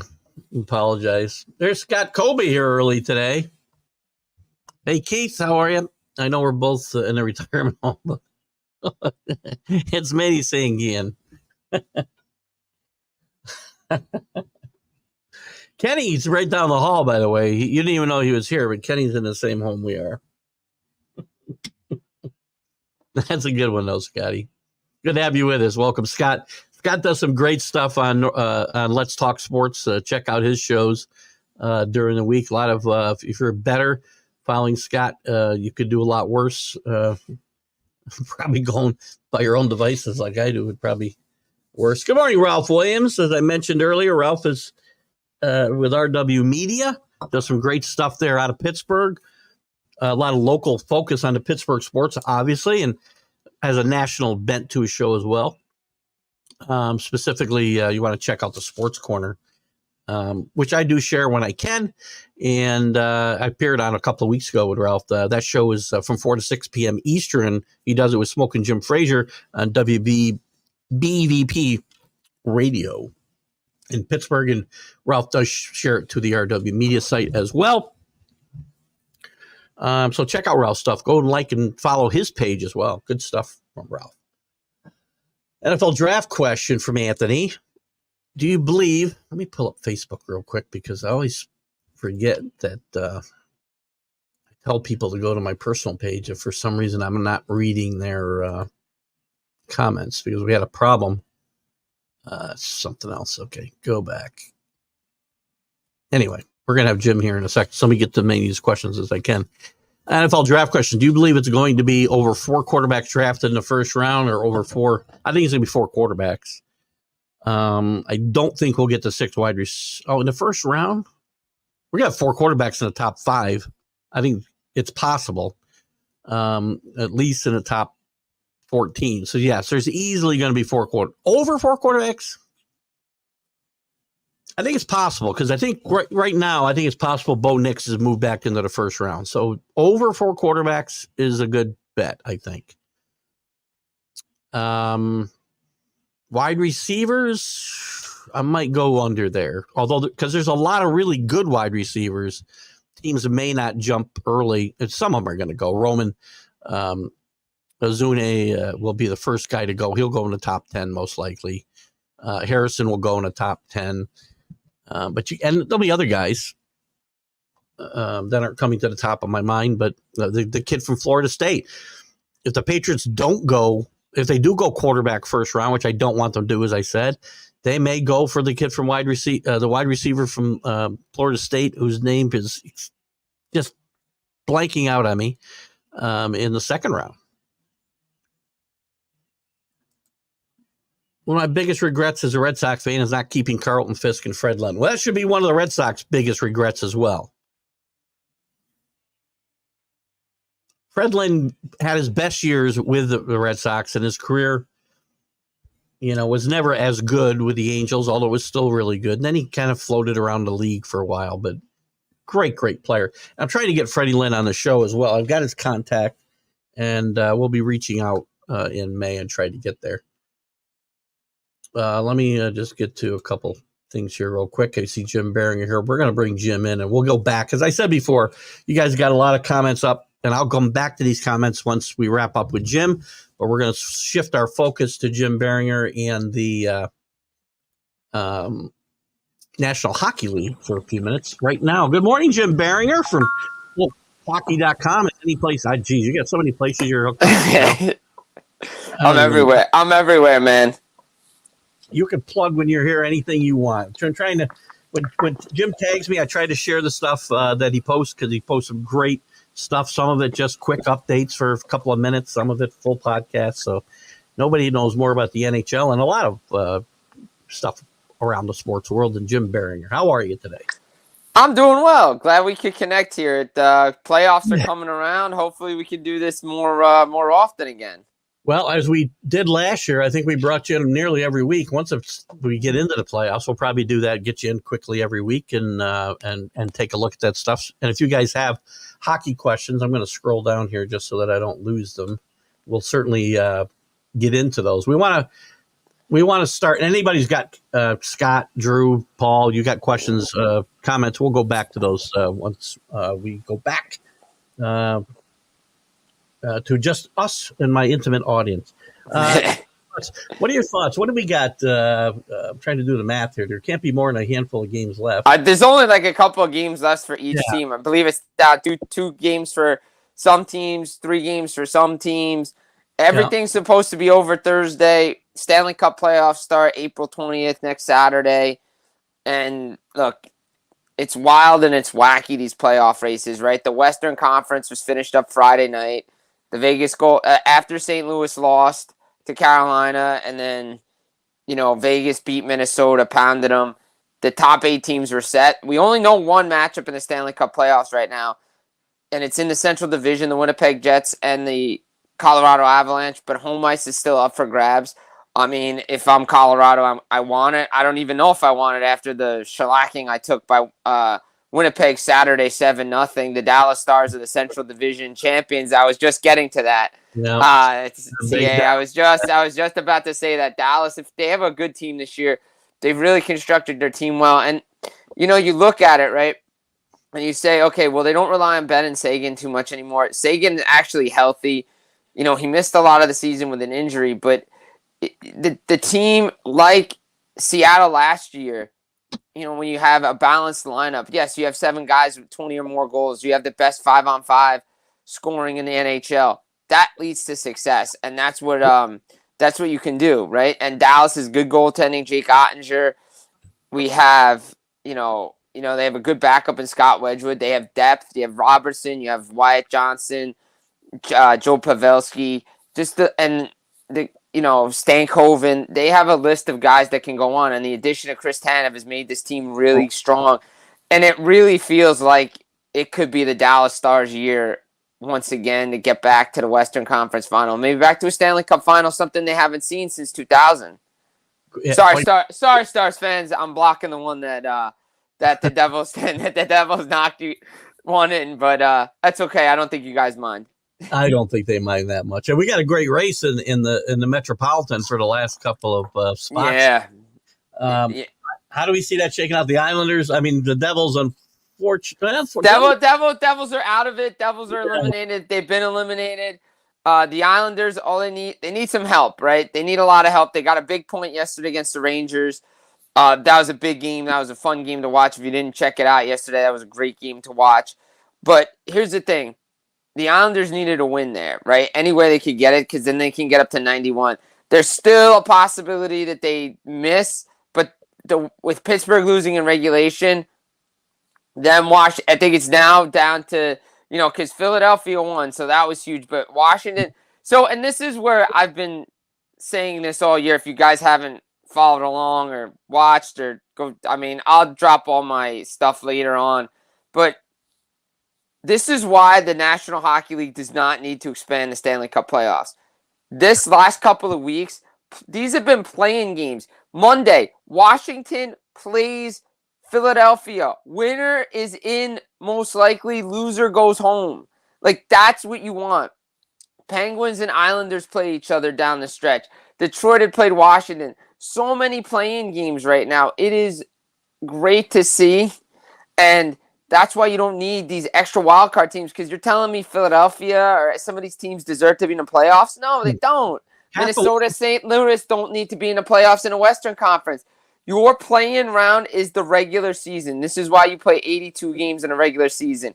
That's why the regular season is important. Half the league getting in is far more than enough, by the way. Right, exactly. 16 teams is plenty. That's plenty, and it's going to stay at 16 teams when they go to 34 teams, right, or however many teams they decide to go to, which is still asinine, but whatever. But if you look at this East race, it's crazy because for a while we thought, okay, it's Detroit, it's Philadelphia. It looks like it's going to be pretty much set. Teams go on losing streaks. Teams go on winning streaks. So it's opened the door up. No one really knew that Pittsburgh would be where they were. And then, look, a win by any kind by the Rangers Monday. They clinched the President's Trophy. They clinched first place in the Metropolitan. As much as I think a lot of people would like to see Islanders-Rangers in the first round, probably not going to happen unless the Rangers lose and Carolina win. I mean, it's a possibility. Still could happen. Carolina, very dangerous team. Just put out a article yesterday. I promoted it today. NHLrumors.com. I looked at the NHL trade deadline playoff impacts from the East. Jake Getzel is on there for the Carolina Hurricanes for obvious reasons. The Snake has done everything when he was in Pittsburgh. He's a playoff performer, knows how to get it done. And all the critics out there that said he couldn't play, without Crosby. Oh, yeah, he's just a product of Crosby. Nope, he's elevated that line of Natchez and Aho. He is the real deal. Jake the Snake Getzel is a playoff performer, and the Carolina Hurricanes are one of the teams to beat in the Eastern Conference. Kenny, I'm not going to get up here. I'm going to put a couple of comments up because they are related to guys or teams making the playoffs and a little bit into the playoffs, but I'll put these up so we can get caught up. Kenny, I'm not going to put up your comment. I'm just not going to incite Jim that way. Scott wants to know if we think the Bruins Lightning will be a 7-gamer. Listen, you can't count out the Lightning. We say it every year. You got to beat Look, them. man. I mean, look. I think could it go 7? Yeah. I just don't think this is a team like Scott and I talk on a Monday show, with the Maniacs, and I always say like that's a team you don't want to play in the Stanley Cup playoffs. And Boston's history with the Lightning recently has shown that that's a team they don't match up well come the playoffs. And again, I'm going to reference that piece. There's 2 guys in there from the Lightning, Duclair and Dumba, that have really made impacts on this Lightning team. They've given them more energy. This Lightning team is dangerous. Kucherov, you have Point, Stamkos, Hedman, and Vasilevsky's playing the way he's playing. Look out, Boston, a great win against Pittsburgh, but again, I think that's just a matchup. It all depends on matchups. There's teams you match up against well, like Boston matches up against Toronto really well. They don't match up against the Lightning really well. That could be an upset. And look, people have asked me when I've been on Vermont radio they've, do you think changes are coming? And I said, well, if they don't show up in the playoffs and they don't get out of the first round, I could see some significant changes. We know the roster is going to be changing regardless. They won't have both goaltenders next year. They're going to have a number 1 center. There's going to be changes to this roster. The question is, do you make changes in management if there's another first-round failure? Great point. Rick is welcoming you back, and he says, can the Rangers win it all? Obviously, the Rangers have been here before. Right. I mean, look, the Eastern Conference is tough. Can they do it? It feels like it. They've been able to come back from all these games. But it's a different beast in the playoffs. Teams know how to lock it down a little bit. And again, it's all about matchup. They'll have one of the easier first-round matchups, but it's still not going to be easy. Say they play Washington. Washington matches up against them really well. They may, Washington can always take this 7 games. They know how to show up in the playoffs. They've split the series this year. It's not like that's going to be a cakewalk. Even Detroit won't be a cakewalk. Say the Islanders slip out of 3rd. Then they got the Islanders. I mean, all the pressure's on the Rangers to win. Yeah. And say they get past the first round. Well, who are they going to face? Carolina. That's not a cakewalk either. Carolina is the best team, I think, in the Eastern Conference right now. Well, their goal differential is one of the best in the league. Right, and Freddie Anderson's healthy. He's playing well. They play great defense. The question with Carolina has always been, can their offense sustain throughout the playoffs? And I think with the addition of Getzel, it will. I do think the Rangers get to the final in the Eastern Conference at least, but that's not going to be an easy play. The Panthers are really good. The Bruins have picked it up. What if the Lightning are there? Or the Lightning? I mean, what if the Lightning are there? Again, you don't know. And again, okay, all well and good. You win the President's Trophy. President's Trophy team hasn't won the Stanley Cup. Full season since Detroit in 2008. Shortened season was the Blackhawks, but it don't mean nothing. Look now, everybody's putting everybody's putting theories together, hypothesis, 94, OJ, all this stuff. I'm like, it doesn't matter. Like, you got to play on the ice, and it's a different animal come the playoff time. Peter Laviolette's a great coach. He knows how to get teams there in the first round in his first year, but they've never won outside of Carolina. Maybe they get there. I don't know. I'm betting on whoever Ohtani's interpreter does. I'm against him, whatever he does. Yeah, exactly. Worst gambler since Pete Rose, for crying out loud. How far can the Kings go? They still play good big body hockey. That's Chris. I think LA's playing well. Look, they've had ebbs and flows to their season, ups and downs. They're starting to play the right way. They got a big win Saturday night that separated themselves a little bit from Vegas, so they don't drop out of the wild card. Again, matchups, right? LA has one playoff series win against the Edmonton Oilers. Like, that's because they always used to match up against each other. Either when Gretzky was playing for the Oilers, they would play the Kings. I mean, if you go back to like the early '80s, yes, the LA Kings have beaten the Edmonton Oilers a couple of times, but since like the Oilers were good, and even going through the '90s and now, they have one playoff series win. For some reason, they can't get past this team. They're gonna play this team in the Stanley Cup playoffs again in the first round. They have the goaltending. They have the team. They're good down the middle. They play physical. But for some reason, And they've played well against the Oilers in the last couple of years in the first round, but it seems like they hit a wall by like game 4 and 5, and they can't sustain playing that 1-3-1 trap. And the Oilers figure a way to pick it apart. And when you have the best player, two of the best players on your team, it's tough. I like LA. They've played really well. I like the way Quentin Byfield's come along. I like Arvidsson's back, so that's going to be huge for them. He's healthy. He's a goal scorer. There's a reason they got him. Fiala's playing well. Kopitar. The list goes on. But again, Ken Talbot and Big Save Dave Riddick come up with the saves when the Kings need it the most, because that's the reason why LA didn't beat Edmonton last year. You're up 4-1 against against Edmonton in game 3. Jack Campbell comes in. Jack Campbell makes a couple of big saves. They tie the game. You get the lead late, and then a squeaker goes through Korpisalo, and you lose in overtime, and then that's the series, and Edmonton beats you in 6. So you got to get the saves when it matters. Well, I'll just put out. We got a couple of comments. Speaking of, Exactly. He's right. He's right. Under the bus, which you're well aware of, obviously. I mean, everybody knew since the day 1 of the season, since the offseason, the Devils needed goaltending. They didn't get it, and here we are. And look, Capo Kakkonen's played great. Jake Allen's played great since they got there. Reactionary moves way too late, and you say to yourself, what could have been if you could have done those moves earlier in the year? The way the East is played out, maybe you had a chance. Maybe. Again, injuries, you can't avoid injuries. Jack Hughes has been hurt all year. He had successful shoulder surgery.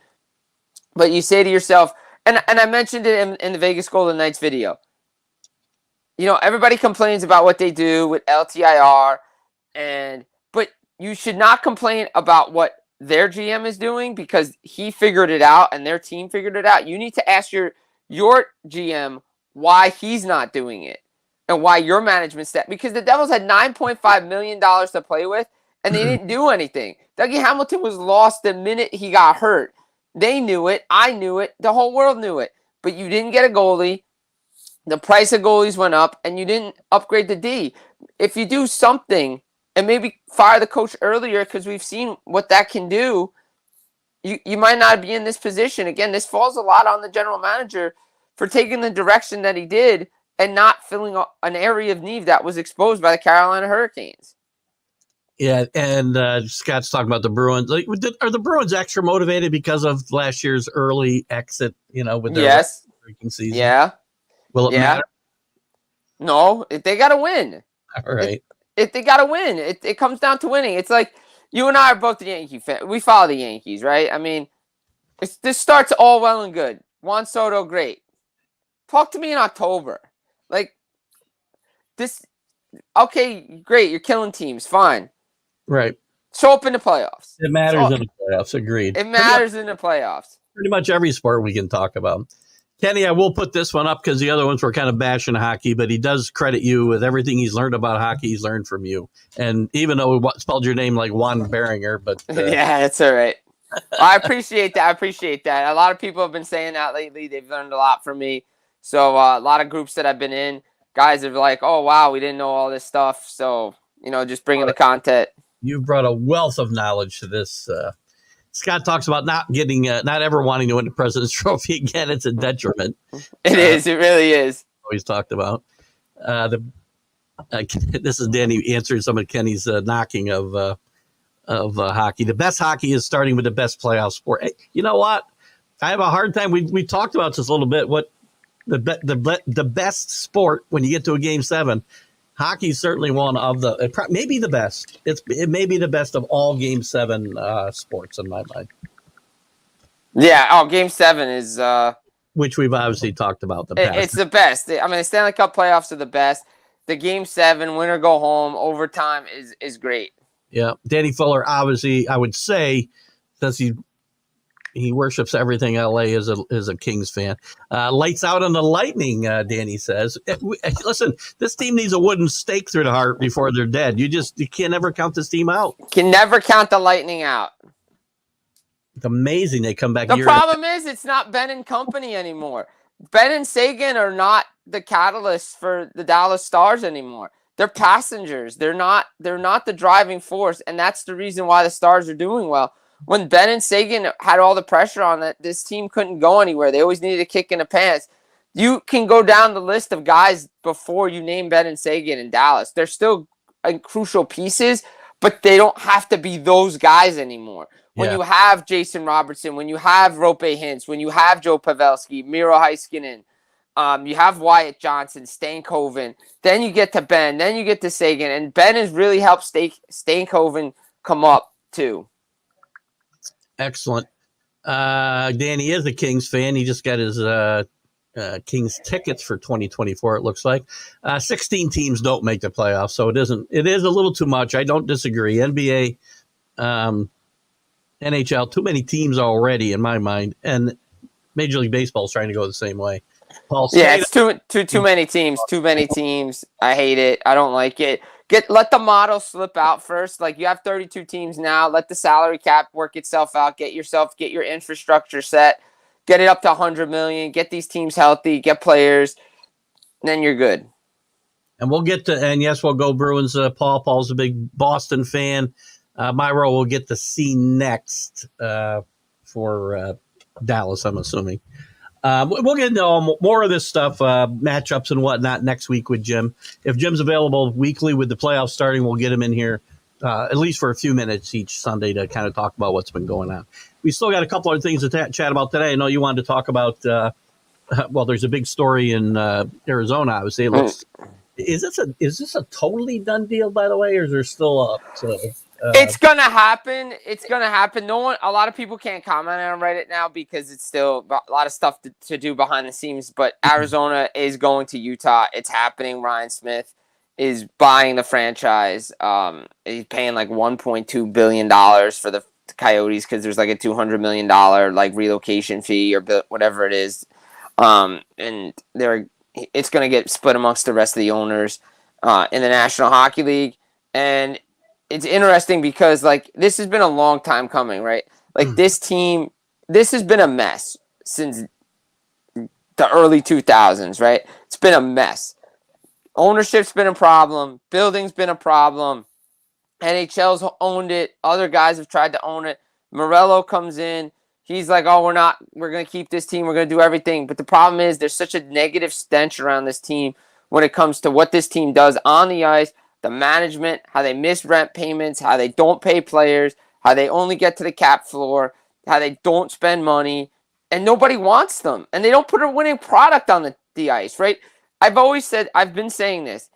They never capitalized on the success this team had, right? Okay, early on from like 96, 7 through like the early 2000s, like 01, they made the playoffs like 5 or 6 years. Great. But that was Winnipeg Jets 1.0. Like, they really didn't, outside of like Shane Doan and a couple other guys, that was another team.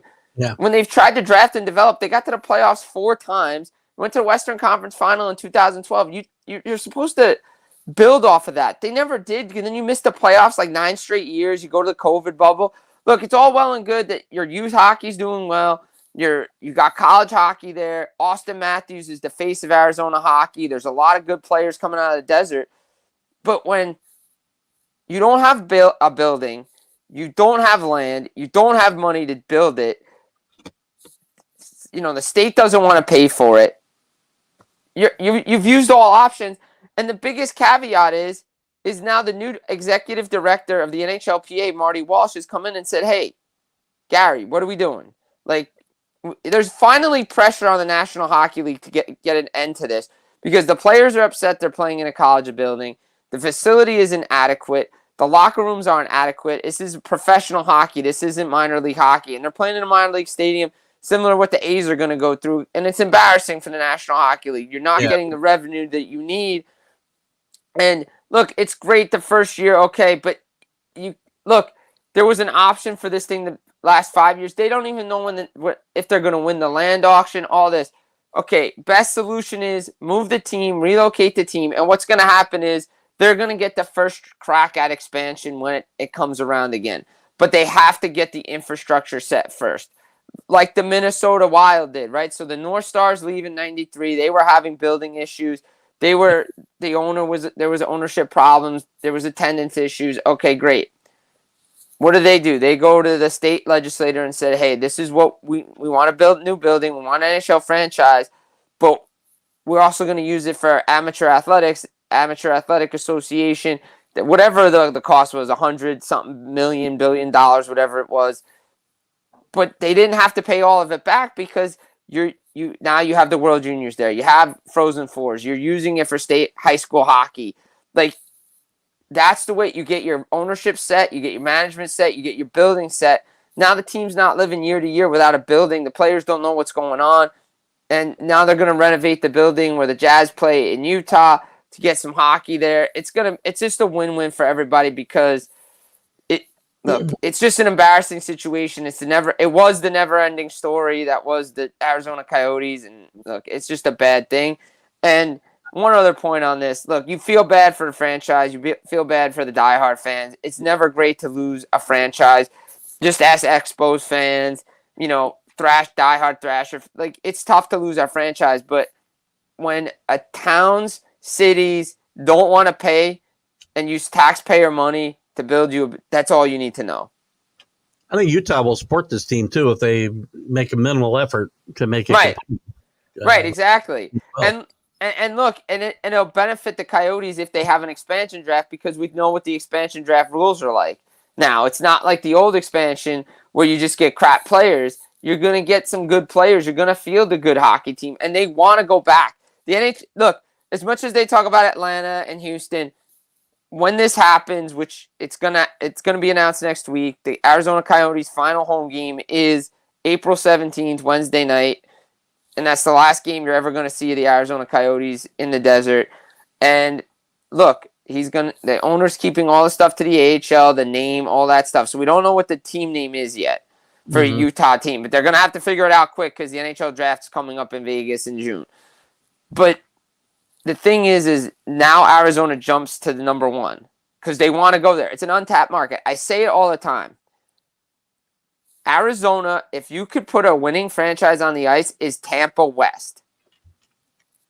Great weather, golf courses, pools. Like, this is why players want to go to Tampa, right? Good weather, all that stuff. You put a winning franchise there, maybe Arizona does something. Well, it remains to be seen. They deserve... There's good hockey there. Like, there's good youth hockey there. There's good hockey. Like, there's a lot of good players that come out of Arizona, but again, the NHL, and it's kind of ironic, this one. So I was looking this up, fun stat, right? How about Shane Doan played 1 year with the Winnipeg Jets 1.0, moves to Arizona. His son's going to play like 11 or 13 games, something like that, for the Arizona Coyotes, going to move to Utah. Yeah, I'm not so sure I agree with Danny's... They've supported the Jazz through thick and thin up there, so I think they want hockey up there. They support it. They have good. There's good minor hockey there. Yeah. They'll support it. That's a good hockey town for everybody. Plus the winners, like that's the hockey market. I wanted to ask about. I saw a story this week that I mentioned to you last night about Joel Quenneville, who we know not officially banned from the NHL that I'm aware of, but had to resign and somewhat in disgrace, if you will. I don't know. Gosh, what was it? 3 years ago now? Or was it 2 years? I'm not even sure. A lot of talk about him possibly getting behind the bench in the NHL again. Is this possible, or is there going to be this unofficial blackballing of Joel Quenneville because of I don't think he's coming back as much as I heard the Cam and Strick podcast. Andy Strickland did a great job with Joel Quenneville because he knows him going back to his St. Louis days. And I mean, if it's true what he is saying on the podcast about how in this meeting it was never mentioned to him, and the first time he heard it, that it was Kyle Beach was when he was down in Florida and all the accusations came out. I mean, but still. It's an institutional failure from the start. There's a reason why he hasn't come back yet.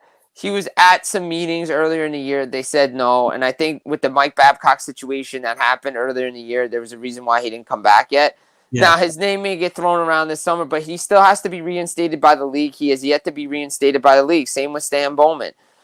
I think they're just working on themselves. I just don't think it's going to happen as much as, maybe, because apparently they've had conversations and everything like that. But it doesn't excuse the fact that happened while he was the head coach of the Chicago Blackhawks. And I think there's too much of a stench and too much of a negative PR around him to bring him into any team, because everybody's going to want to talk about that. And I don't think you need that as a franchise right now. There's too many good young coaches out there too. We're tired of recycling these old guys, same guys around, right? I feel bad for him. He never got a fair share in Florida. That team was really good. That is his team. Paul Maurice has done a great job with the Florida Panthers. Andrew Burnett. There's a reason why Andrew Burnett's coaching in Nashville right now and not with the New Jersey Devils. But again, that's a different discussion for a different day. He's a good head coach. Unfortunately, I think this is going to knock him out of the league. Look, we know what it did to Joe Paterno. I think he's done. I just don't see it happening. I don't see it happening. I just think there's just too much negative impact on it. Yeah, I kind of agree. You wanted to talk about the Hart Trophy a little bit, I think, today, which we can get into, unless you had a run. And, guys, we'll go a little long today since we got Jim on and going a little longer than we might normally have. But if you want to get into the Hart Trophy, we can certainly have that discussion. What do you? Yeah, just wrapping up with the regular season coming to an end. I want to show out. I want to give some Rangers love out there, as much as I'm not a Rangers fan, but as a hockey analyst, I think you got it. I know that the Professional Hockey Writers Association have Nikita Kucherov and Artemi Panarin listed as the same position, which makes no sense, but okay. But if I had a vote on the Hart Trophy, which I do, I would have my top three would be McKinnon, Kucherov, and Panarin. I don't understand why he's not getting more love than he is. He plays in New York. He plays for an Original Six franchise. He's going to have the second most points in NHL and Rangers history behind Jaromir Jagr. He's closing in on a 50-goal season. Like that, and he's lifted everybody on his line. He's made Alexis Lafreniere a player that everybody expected him to be when he was drafted number 1 overall. Like, that's the definition of most valuable player. Unfortunately, when Matthews hits 70, it's pretty much McKinnon, Kucherov, and Matthews. Panarin should be in there, and the Hart Trophy and some of these awards in the National Hockey League have to go to Heisman style. We need at least 5 spaces in some of these awards because you can't just put 3 players there anymore. To me, I think Panarin needs to be in a conversation. I think he needs to be a finalist. I know Nikita Kucherov's probably going to win this thing because he's 50 points ahead of the next guy on his team. McKinnon's having a great season too, but I think, to me, Panarin needs to be in there. This guy continues to show up and score big goals for this team, even though the Rangers have been in first place all year, they would not be there if he's not on this team. I feel like Panarin gets a bad rap, especially in New York specifically sometimes, because when he first came to this team, he didn't necessarily produce right away and struggled a bit, again, relatively speaking, right? Man. And I think there are still people who hold that against him. And he's been a really good hockey player pretty much his entire time here, except maybe struggling a little bit at the beginning. And maybe I'm misremembering that, and maybe I'm off base, but I thought he's been to me. I remember him being excellent. Maybe he got off to a couple of slow starts with the Rangers since he's been there, but he's been excellent since he's been with the New York Rangers. I mean, that was a great signing by the Rangers. I agree. I'm just, when I say it relatively, compared to expectations, right? All right. So in the shortened, all right. So with in the first season with the Rangers, which was the COVID season, 2019-20, right? 95 points. In 42 games, he had 58 points in the shortened season. That's pretty good. 21-22, 96 points. Last year, 92 points. This year, 118 points. He's produced for the New York Rangers, and he's setting highs in assists. He probably won't set a career high in assists, but he set a career high in goals this year for the Rangers. The problem is, I think everybody knows that regular season stats are great, but if you don't show up in the playoffs, it doesn't matter. That might be what I'm thinking about was playoffs. Because he's been a great regular season performer, but he has showed up in the playoffs. Like when he took Columbus deep in the second round, he was their major player. Like he can show up. I mean, this dude is is a good player.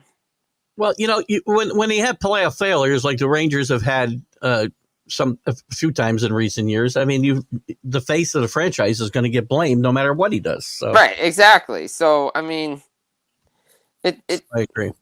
To me, I think he's one of those guys that just shows up when it matters. And again, to me, because Austin Matthews plays for the Toronto Maple Leafs, he's getting all this love, right? His original 6 franchise, 70 goals, all this stuff. Matthews or McDavid on the Rangers, it's New York. It's one of the biggest hockey markets in the world. How is that not happening? I don't know. I'll put this up because I can't answer it for you, obviously, later on. So if we don't like expansion of playoffs, why would we want expansion in playoff awards? Player award. Well, I'm just saying because, look, I don't want expanded playoffs because it's stupid and it just waters down the playoffs and it waters down your regular season because 82 games matter. But when a season you have like this, when there's so many talented players in the league putting up so many great points and having fantastic seasons, it's hard to just pick 3 guys.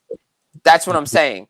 Like, because I could go down the Hart Trophy and be like, okay, McKinnon, Kucherov, Panarin, McDavid, Matthews, Crosby. Like, there's so many guys that could be up for that. You go down the defensive award, Yossi. You could have Quinn Hughes, Cale Makar, Adam Fox. Like, there's just so many guys that you can list for certain awards that it feels right. Agreed. And before we wrap it up, Scott's got one question I will throw out there since we're going to start the playoffs next week. Who is the one team that would shock you? Shock me to get to a Stanley Cup final? Yeah, I'd say the Islanders myself. Probably the Islanders. I think the Islanders would be a shocking team in the East for sure. I think the Islanders or whoever comes out of like that second wild card, whoever it is, like one of those teams, because I just don't see them making it. I think I could see every other team like going, like Toronto would be shocking too because you just don't believe in Toronto. I think out west, I think like if you go out west, you could go out west and say you could make a case for any team out west to make the Stanley Cup final. You could even Nashville, and maybe that's the surprise team. But you could make a case for any team out there that could in the Western Conference to make the Stanley Cup final. I agree, and we're gonna see it right before us. So what I'll do, Jim, we'll invite you in I'll send you the invite every week if you can make it. Yeah. I get it. Even if we spend 10 minutes chatting about what we've seen the last week of the playoffs, that's great. Any news that's come up. We don't have to spend a lot of time, but we'll at least keep people up to date on a weekly basis. And if you can't pop in, you can't. So I appreciate you coming in today. We spent probably more time than we expected to, but I appreciate that. A lot of questions and a lot of information. A lot of good information today. And, I know this was a long one. We hadn't done it in a while. I know your show normally is off soon, but I figured it was a good day to pop. We often go a little long because we have latecomers and a lot of comments, and I don't like to leave comments unanswered. So we'll get back into that right now. So I appreciate you coming in, and we'll be seeing you weekly until the playoffs end in August. Absolutely. If I'm on the road or something, I'll try to do it up from a building or something for the playoffs. I'll probably try to get out to UBS or if the Islanders get in, maybe make a road trip to Carolina or something. But see where I go on the road for the Stanley Cup playoffs because it's going to be a good one. And guys, hey, real quick, can I just give a shout out to the places to just take a look at my stuff? Absolutely, always. FullPressHockey.com, check it out. NHLRumors.com, Full Press Hockey Podcast YouTube. Please subscribe, check it out. I'm posting a lot of videos up there now. Obviously, always follow me, Jim Biringer on Twitter, Full Press NHL on Twitter as well. Jersey Jim 33 threads, and all the social media accounts. You can link it all up. Check it, iTunes, Spotify, all the fun jazz stuff. And obviously, big announcement now. Keith and I were talking. You're going to see a lot more of the hockey podcast on TGI Sports Talks page as well. Yep, we'll share that as often as possible. So, Jim, thanks for coming in. Thanks for all that. I mean, if you Google NHL hockey, Jim Biringer is the first 100 things that come up. So he's the man. So I appreciate it again, Jim. We'll talk to you next week, hopefully. Absolutely, buddy. Always a pleasure. And if you guys need updates, just follow along. You know where to find me. Excellent. Thanks, Jim. Have a great Sunday. All right, you too. Bye. Bye-bye.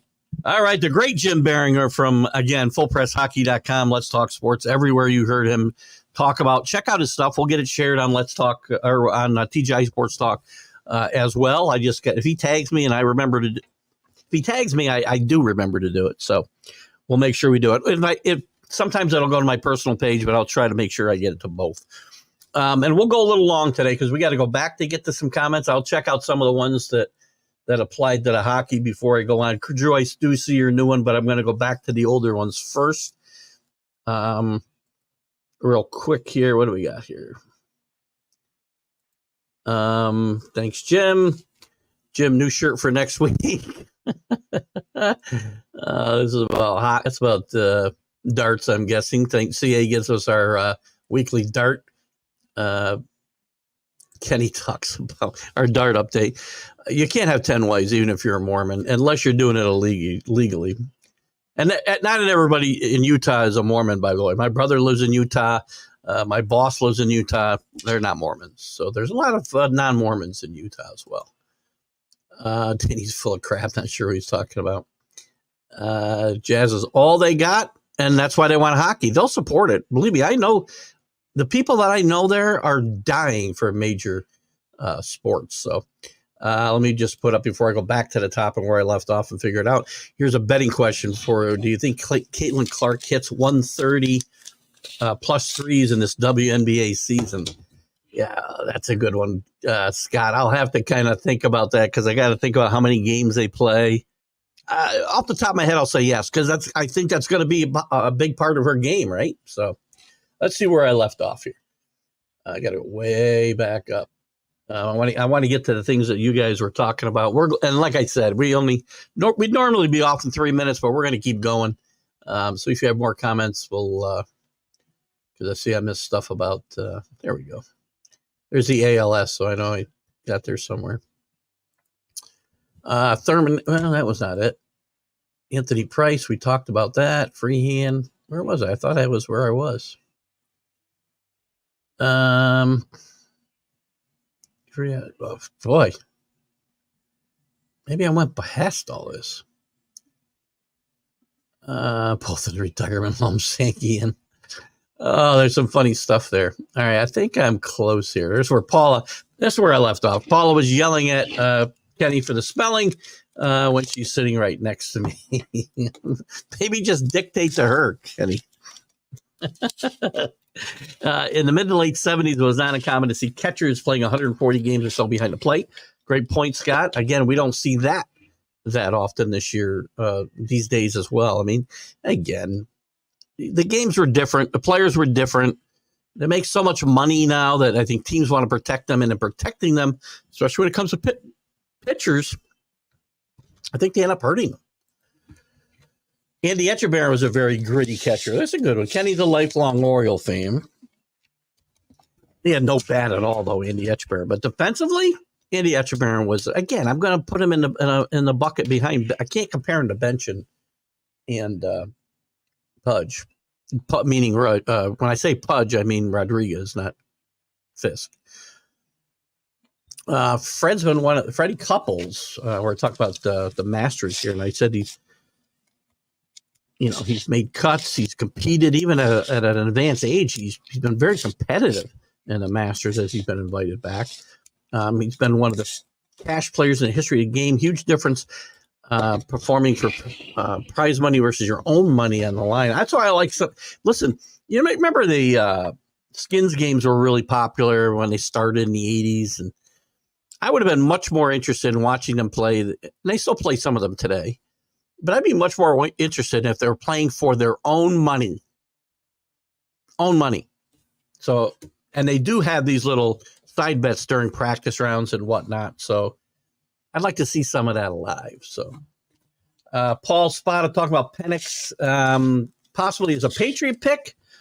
Not in the first round, definitely, obviously. If Penix were still there in the third round for some reason, which, listen, you can find Penix ranked anywhere from 13 to third round. If he's there in the third round, I'd probably grab the guy. I worry about his history, injury history. I worry a little bit about how much of his success was, throwing the ball up and having 2 and 3 great wide receivers just go up and catch the ball. But he was a winner. He won in Indiana. before he transferred. Scott says in his mind, we're back here. They'll go Brissett. I think no matter what they do, quarterback wise, you're going to see Jacoby to Brissett early. I don't think, unless if they do draft a quarterback early, which is probably more likely than not, right? They'll probably use the 3 spot for a quarterback, as much as I don't want them to. I would like them not to rush the guy and unless he really stands out above Brissett. Mac Jones stood out above Cam Newton, but again, I don't think in the sense that, Dan Marino, not the Dan Marino type, stand out in his rookie year. And I'm trying to think of some other guys. Look at Rodgers had to sit. A lot of guys have to sit. Some guys are ready to play, some aren't. But Scott's not even talking about that as I go through the rest of this. He's not talking about drafting a quarterback. He's talking about then they throw a boatload of money at Dak next X. This will bring up a bunch of comments, which I probably won't get to till a little bit as we go through the rest of this. But Dak next is $125 million. They do have a ton of cap room. They had a ton this year. Kenny's going to tell me how bad Dak is. I'll take my chances on Dak. I really would. Because again, here's the thing. If you had your choice right now between Dak Prescott and a crap shoot roll on Caleb Williams, Drake May, Jalen, anybody you want to mention, none of these guys are sure things because nobody is. Ryan Leaf was a sure thing. Trey Lance was a sure thing. How many guys don't make it in these first few rounds? There's more, and they just aren't coming to my head. I would hazard to guess there's as many busts of quarterbacks taken in the top 5 or 10 as there are guys that make it. Mitch Trubisky, Daniel Jones. You set your franchise back years. I would take Dak over any one of those guys because I know at least I'm going to win regular season games. I'm going to get to the playoffs. Now it's my job to coach that guy up so he can win. And I don't know that Dak's failures in the playoffs aren't just because of the people that are playing around him. Again, he didn't play any defense that I saw in that Green Bay loss. Now his history hasn't been good. There's been times I've been tough on Dak. But Dak is definitely not a terrible NFL quarterback when you consider some of the other situations. Rattler, I think I brought up, Paul, probably before I got to this comment. I like Rattler. He's a very talented guy. I talked before, and I know some of you guys are new, and I talked a lot about a show called QB1, which was on Netflix for, I don't know, 3 or 4 years. And it followed these guys through their senior years of high school. And, colleges recruiting them, their decisions of where to go. Spencer Rattler, a lot of great quarters. Sam Hartman, Justin Fields was one of them. Richardson from the Colts was one of them. Ton of really good quarterbacks. Some you wouldn't have heard of, some you did. Spencer Rattler was one of those guys. He didn't even complete his senior year in high school because he was very immature at the time, and you could tell. That immaturity followed him to Oklahoma, and I think to South Carolina in his first season there. I've talked to some people that are know the South Carolina program better than I do, and the word is that he has matured. He had a great combine, and he improved his draft status. So he would probably be a guy that I would consider. I probably still, if I had my choices between, let's just say Penix and Knicks are all gone, and I'm not taking either one of those guys, Michael Pratt would be my pick over Shane Rattler right now. Just because of the maturity level and whatnot. Now, Pratt's had some injury issues as well. I do think he's going to be a good NFL quarterback. Back in the day, more than 5 innings was a quality start, which now it is. Now, I think you mean wasn't a quality start, Ralph. Now, heck, I think it's 6 innings. Yeah, and by the way, guys weren't going 5 innings. If you went 5 innings, you probably gave up 9 runs. Yeah, but now you pitch 6 innings and give up no more than 4 runs and whatever. It's a quality start. Well, do you know what that works out to? Drew probably knows better than I do what the metrics are for that. It's another BS freaking, because it doesn't take into account, the runs you might have left sitting on base that got let in by relievers. Kenny's a believer in lowering the mound as one of the major reasons why pitchers are getting hurt. That's a possibility, Kenny. I guess I'd have to talk to somebody who knows more about the human body.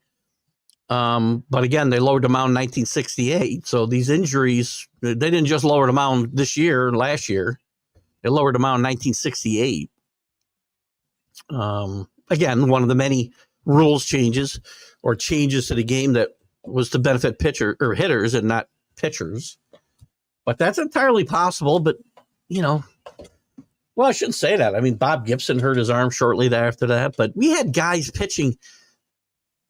And again, I have to say this too. I think a lot of guys then probably pitched through arm injuries. So I understand that. And now they don't let them do it because of the money. So again, there's a toughness factor because there's a difference between injury and being hurt.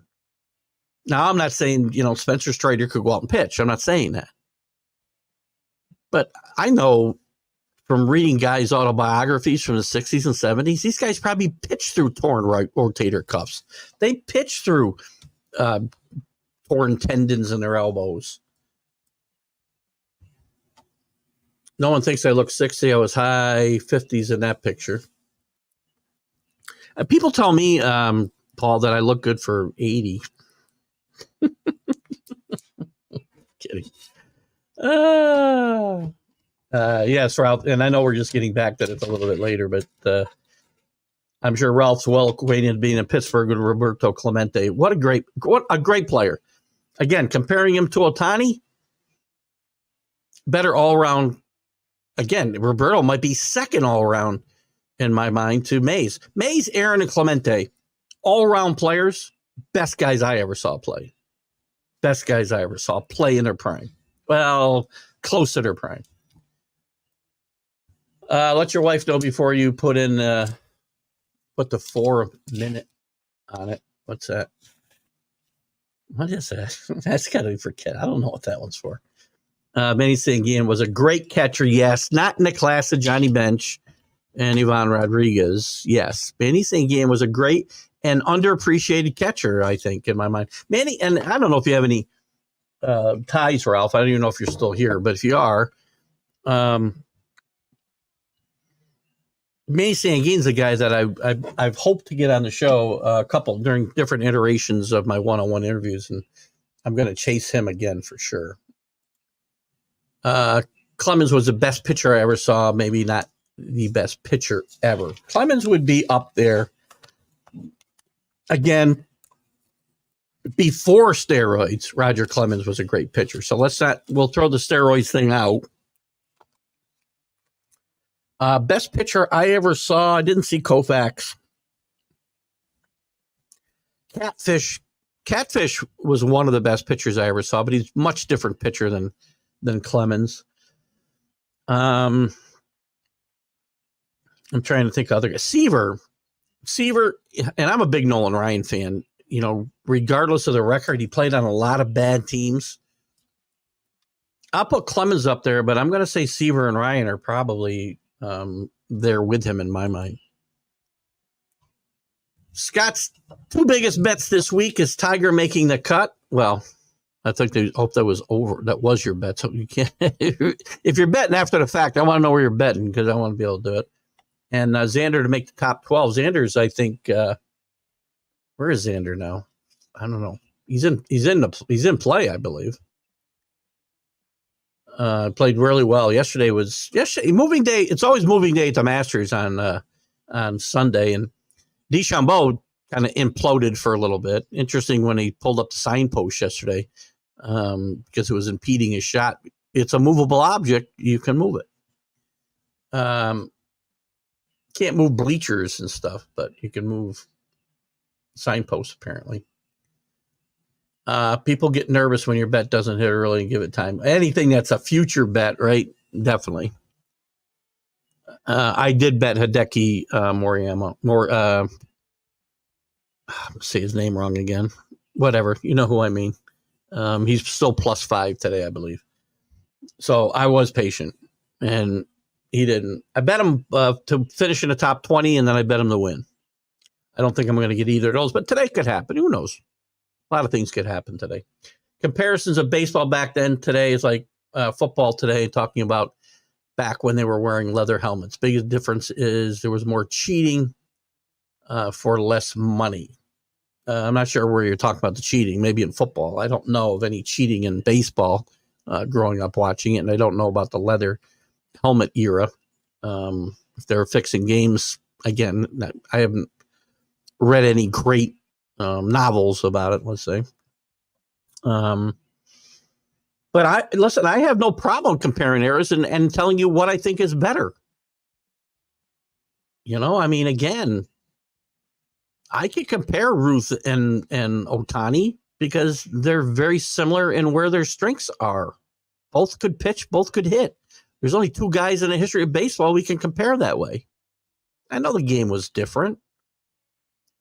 I'm not saying it's better. There are things that are better today, right? Facilities are better. Stadiums are better. But do I think the overall play in baseball is better? I do not. I don't think the game, and again, you can compare the way the game is played. What is better? The game we talked about that is strategic and moving base runners and bubble switches because you didn't have DHs, and that's a game that you totally changed the whole dynamic of the game. It isn't just players, evolving. You change the dynamic of the game with some of the rule changes you put in and the approach to the game itself. And I think I can compare what's better or who's better in that context. See, I'm just, again, my opinion. To Anthony's question, it's all about Bo Nix. And do you think he gets drafted round 1 or Michael Penix? Did I miss a thing from Anthony? If I miss a comment from you, Anthony, I apologize as I try to get caught up here. To Anthony's question, it's all about Bo Nix. And I do think he gets drafted in round 1. I do too. I think Bo Nix doesn't get past Denver. But I don't think I think Mike McCarthy might be the best quarterback in his draft. J.J. McCarthy, Mike McCarthy, good grief. J.J. McCarthy might be the best quarterback in his draft.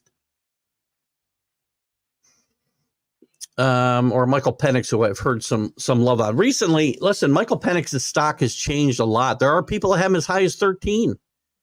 Anthony's question was about the over-unders, right?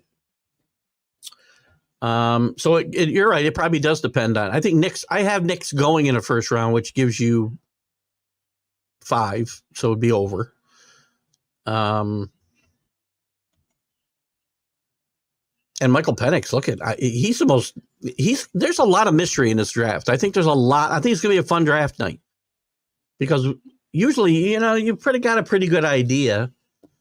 I mean, there's still a little bit of doubt about the Caleb Williams thing in people's minds and whether the Bears will go there, maybe trade out of it. If Caleb Williams is saying he won't go and they try to pull a, Eli Manning thing on him, who knows? Adunez, listen, he's a great receiver. I do not think he's better than Marvin Harrison Jr. Played a different conference with different type defenses, different approach to offense. Marvin Harrison, go back and watch the Georgia Ohio State semifinal 2 years ago and watch that game until Marvin Harrison Jr. got hurt. And that's all you need to know about the impact Marvin Harrison Jr. has on a game. And then that's not taking anything away from Adunez. He'll probably be a first round. a first top 10 pick. But I think Harrison is just a generational type player.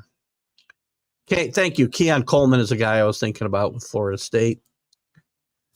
Dewey left and played 1 year with Baltimore. Killed you, I'm sure. Dewey's a great player. New book coming out. I read Eric Sherman, another guy I'd like to get on the show. He's a prolific baseball writer. Has got a new autobiography or biography of Dwight Evans coming out. Very, very underrated player, by the way. When you consider his offensive numbers and the way he could play defense, you know, there's a guy who probably should be looking at Hall of Fame, more Hall of Fame consideration. I mean, if Harold Baines is in the Hall of Fame, again, I realize my argument, sometimes I get it mixed up in my own head. I say it's become the Hall of Very Good. And then I say, well, Dewey belongs in if Harold Baines belongs in, if Fred McGriff belongs in, if Gil Hodges belongs in. So if I say that, I'm continuing to water down the Hall of Fame. Maybe these guys have to be out. But I think Dewey is a legitimate Hall of Fame contender. Just saying. Drew with the top hitter so far, Ryan McMahon from Colorado, one of the few bright spots out there. He continues to sit on my bench in a couple of fantasy leagues. Stephen Kwan, Tarang, who's been a surprise at Milwaukee, also stealing a bunch of bases. Steer, who I like a lot. I think he's on every one of my fantasy teams. And certainly O'Hop, I don't think we would consider we would have seen him in this picture. I think now we're getting to the Jim's comments, so we'll get below those. Let's get down to where this is all gone. We had a lot of stuff for Jim. Jim had a great piece today, or great spot today, which is why I decided to go long here. I think we pick it up here. Rendon looks good on paper, but in 15.2, he's given up 16 hits, 7 base on balls. Thank you. Unless the lack of control changes, it will come home to roost soon. I don't disagree. I'm not a big Carlos Rendon fan, as Drew and the rest of you are probably well aware. Again, I did watch him pitch against the Marlins. He pitched really well for 5 innings, and things started to come unraveled in the 6th inning. And by the way, oh my God, I watched him come off the mound. These uniforms look terrible on these guys. Awful. Please, can we go back to something that looks like a Major League Baseball uniform and not freaking one of these? It looks like a T-shirt that I wear. It looks like it's just a bad look. What's going to happen in the heat of the summer when these guys? Never mind. Jim's new shirt for next week. What is? I don't know what that was. These are back to thanks, Jim. We talked about the betting question on Caitlin Clark. I don't even know. I don't remember how many games they play. But if you're going to hold me to pick something right this second, Scott, I'm going to say over. Steve Yeager, still got catchers coming out here. Great defensive catcher. He had some pop in his bat. Again, I can't put him in I can't even put him in the Fisk and Munson bucket. But defensively, probably a better defensive catcher than both of them in my mind. And by the way, the guy who the neck guard was put into place for, because if you remember, he was almost killed. I believe he was on the on-deck circle, if I'm not mistaken. Or was he catching? I can't remember. Anyway, there was a broken back that splintered, and he got it right in the neck. And I think that's when they invented the neck guard for the catchers. Now they look like goalies out there. Top 5 bullpen ERAs. Boston, which has kept them alive. They've started to come back to earth. New York, I told you the New York bullpen I thought was a question mark. At the back end, I still worry about the back end of this bullpen. I like the middle part of it. Loaizaga being out for 60 days, and in my mind, probably longer. It's very possible he's going to miss the season. I think that will hurt this bullpen as well. Listen, I'm a big Yankee fan, but I'm a realist. This team is what? Are they 13-2? What are they? Hold on. 12-3, sorry.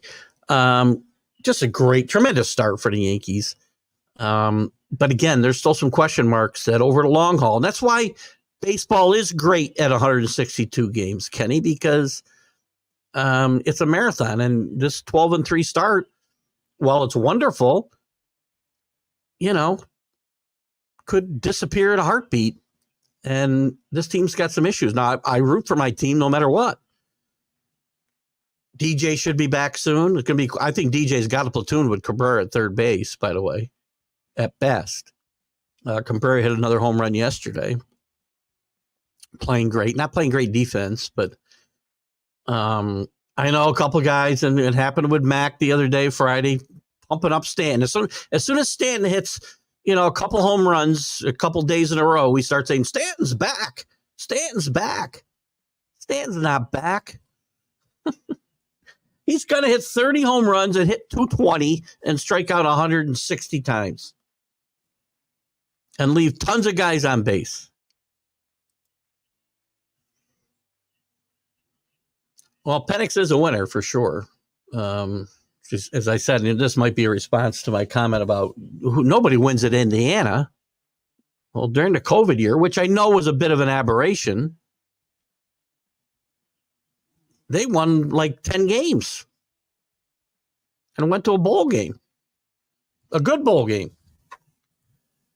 I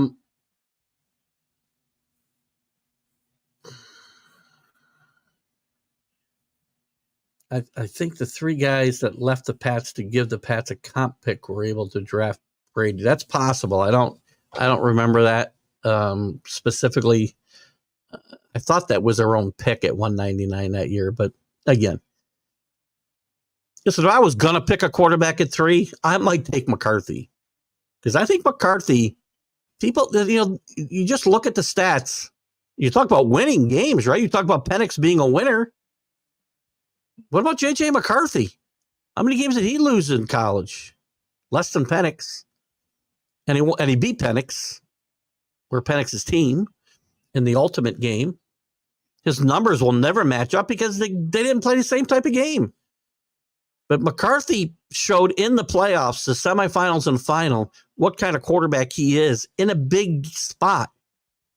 He ran for big first downs. He threw for big first downs. I'm not taking him at 3. I don't want him because, again, to me, it's too big a risk. But his draft stock has really improved. By the way, speaking of Pats, Paul, I don't know if you heard earlier. I think you might have been. But on the May 10th, my guest on Keith Engle, 101 with Keith Engle, 9 a.m. Eastern, will be Brian Holloway, former tremendous offensive lineman for the Patriots in the 80s. Great guy.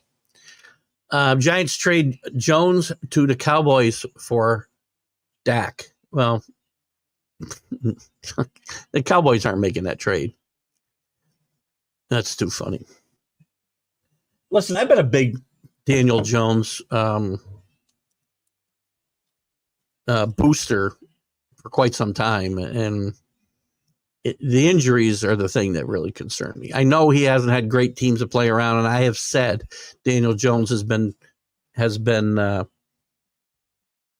vilified mostly because of where he was picked. If he was picked in the second round, probably where he should have been picked, this wouldn't have been his growth until last year. He'd been getting better every year until last year. Led the Giants to their first playoff appearance and win in quite some time. But the injuries are becoming a problem. And it's not his fault they moved up to 6 to pick him. But I don't think, maybe he could go into that Giant team or that Cowboy win a Super Bowl. It's possible. But the Cowboys aren't making that trade. If they're not going to pay Dak, they're not going to pay Jones $40 million. 50-50 chance. Yeah, that's what I say.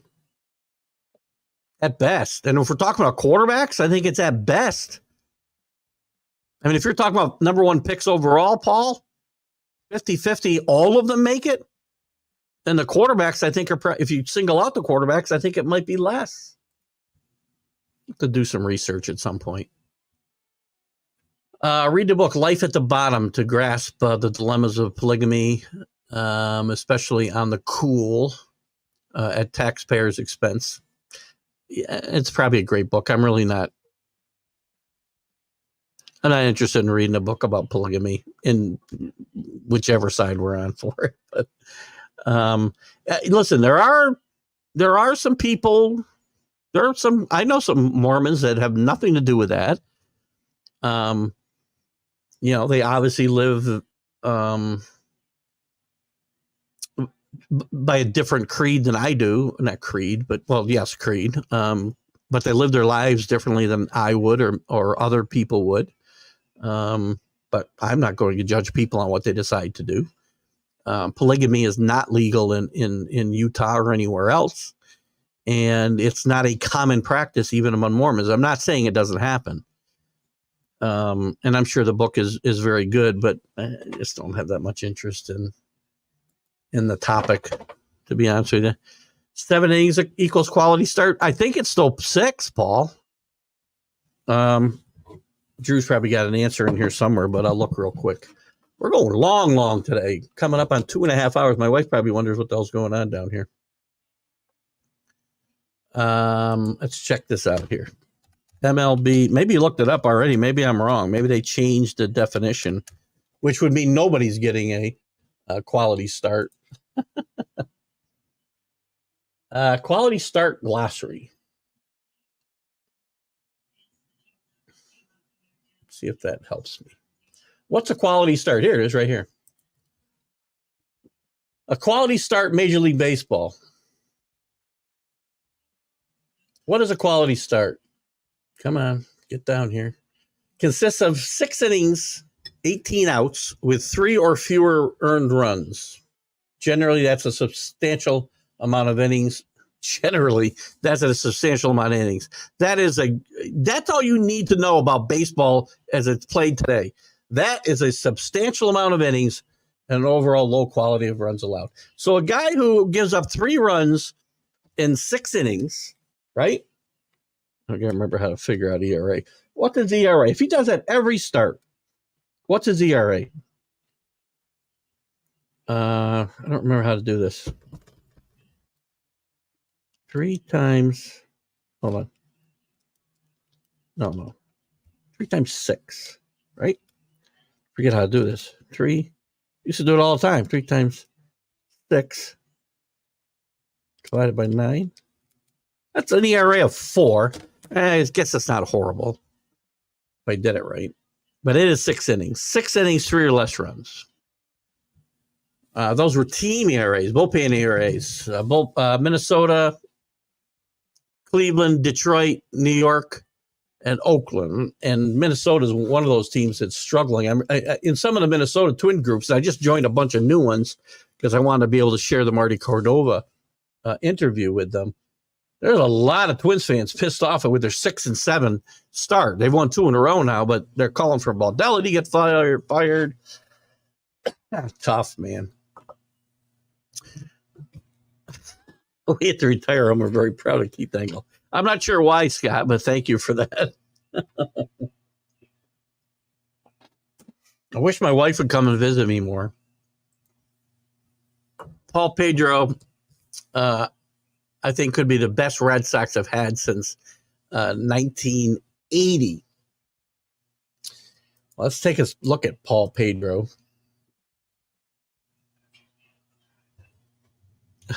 I know that's not it.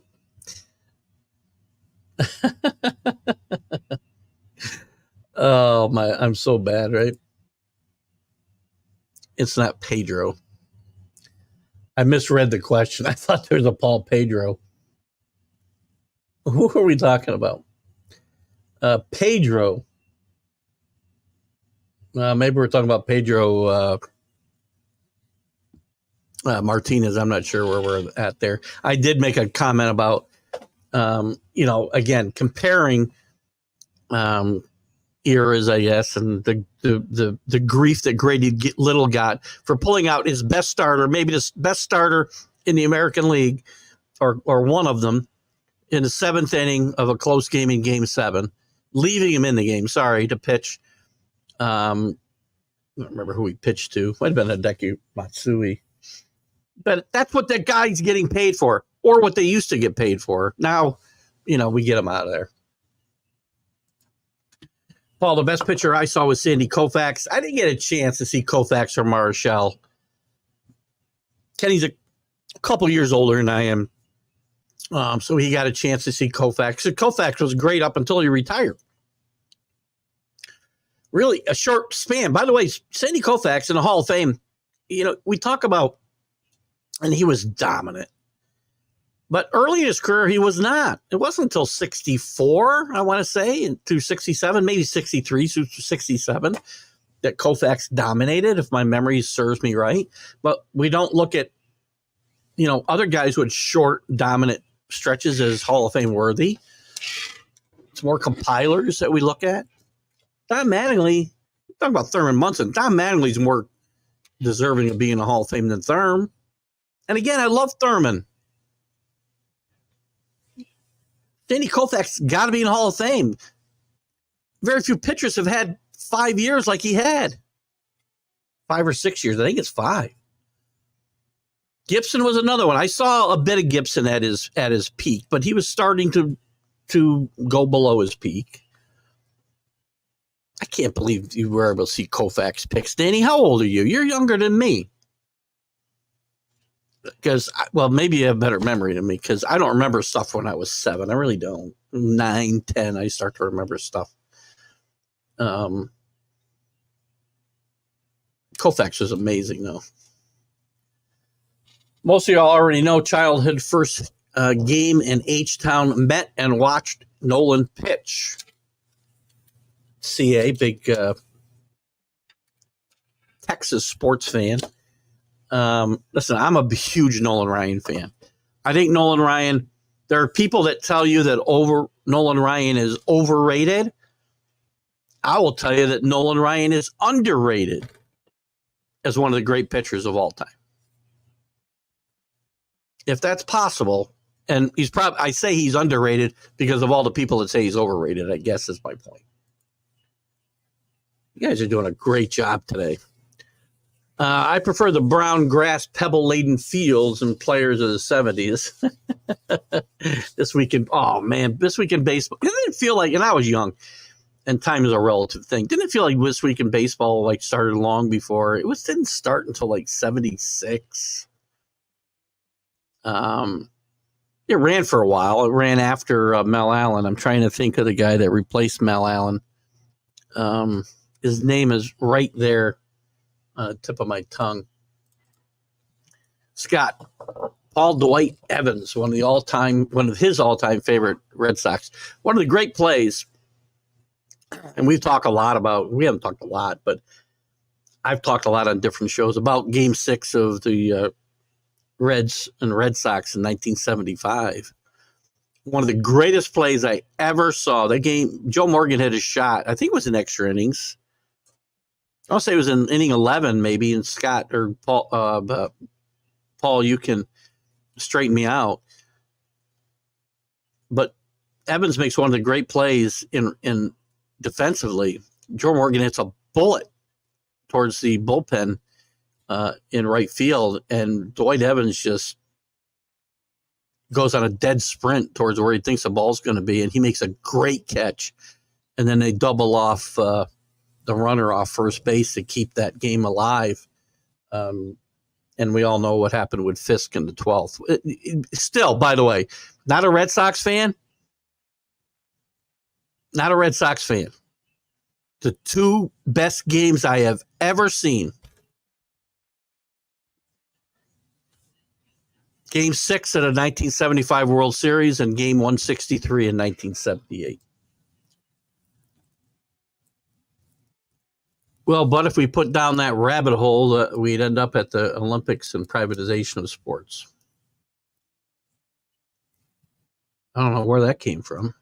Which rabbit hole? Paul agrees about the 1,000%. Paul might have gone to Perth. No, people say 1,000%. Like, well, I guess it could be a thing. That shows you I went to Perth. The uniforms are awful. They're hanging off, guys. It's not a good look, man. I don't know. Oh, my God. Can't the commissioner step in and say, we can't do this anymore? It's a horrible look on most of these guys. I just don't like it. Man. You think there's a hole-in-one today? Has there been one that there's got to have been one in the tournament, right? And that's one of the things you can get on, I don't know what do you get for a hole-in-one? What's on DraftKings or whatever app you use? I might put a small bet on a hole-in-one today. I want to say yes. I got to believe these greens are faster than hell after all the wind they had Friday, and now them drying out a bit. It was her own pick, wasn't a comp pick. I didn't think it was for Brady. Got to run. Paul, thanks for having you with us. I'm glad you have fun, and I'm glad you'll be back. Please go to if you're still here, go to TGI Sports Talk and like and follow the page, please, and invite your friends. Great to have you with us, Paul. Love your contribution today. Started early, Kenny. Started innings pitched average 5.1. I mean, it to me, it's like comical. What was the average? I just have to do this. I'm sorry. I know you guys get mad sometimes when I compare ears. Average starting pitches. I don't know if I'm going to get what I want per game in 1974. Let's just put it in here. I'm probably not going to get this. How many pitches on the average? Yeah, I don't know when this was. Yeah, I can't seem to get the average. I don't know. You can probably find it, Drew, if you want to do a comparison for us. I mean, but look at some of the innings pitched here. Oh, is there an average here?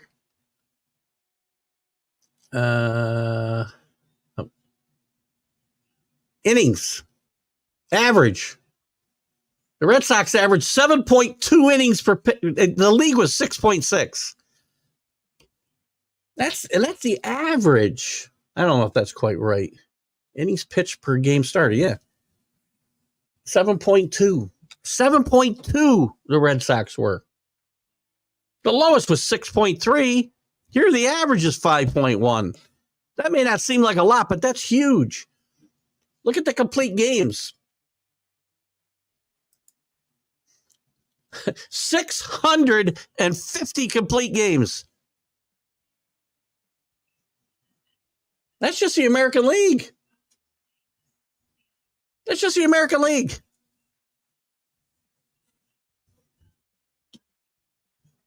Now, they had a DH, so maybe that's not fair. Oh, let me look at the National League. It's even better. A league without a DH. 6.5. Complete games, 1,050. Oh, that's all of baseball. I'm sorry. So when I include all of baseball, 6.5, 1,089 complete games. You will see 1,089 complete games from now until the end of time. Yikes. Who do I have winning the Boston Marathon tomorrow? Here's what I would do. Bet on anybody not named Keith Engle. And find a Nigerian or Kenyan. Find a Kenyan to bet on. Bet all the Kenyans. I mean, that's probably the best way to go. I don't know. It's not 7. If you're still talking about quality, I just looked it up. It's 6. Oh, thank you. Okay, there you go. Stand corrected, buddy. No worries. Believe me, I'm wrong about a lot of stuff, Paul. Quality starts percentage. Kansas City, 660. You know what I'd like to know, though? And these are fine. Good numbers. I guess it tells me about their staff. But to me, isn't there a big difference in giving up, no runs in a quality start or 1 run to 3? We're going from an ERA of, 2 to ERA of 4. That's a pretty big range for the quality of a start. Again, we're never going to get off the show. We're approaching 3 hours. That's okay, but just part of humanity's fundamental dilemma, which has gotten us where we are today. Well, I don't disagree with that, but I mean, unfortunately, that stuff that you're talking about goes back a lot further than today. Pedro pitched to Jorge.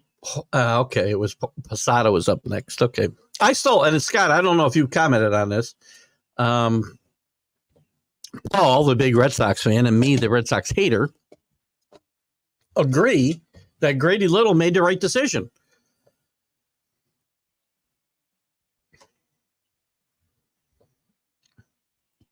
Koufax, greatness. They're 61. I knew he was up a long time. All right, so he had a longer stretch than I thought. I had him in 63, and I was doing it totally off the top of my head. Ryan was with Koufax. They would set you on your ass and then throw it down the middle past you. Yeah, and now if I pitch inside, I'm going to get a warning for both benches, or guys are going to take exception to it. Another. Baseball players are candy asses. We haven't even gotten into this. I was going to get into Angel Hernandez. We haven't. Does anybody watch Angel Hernandez this year?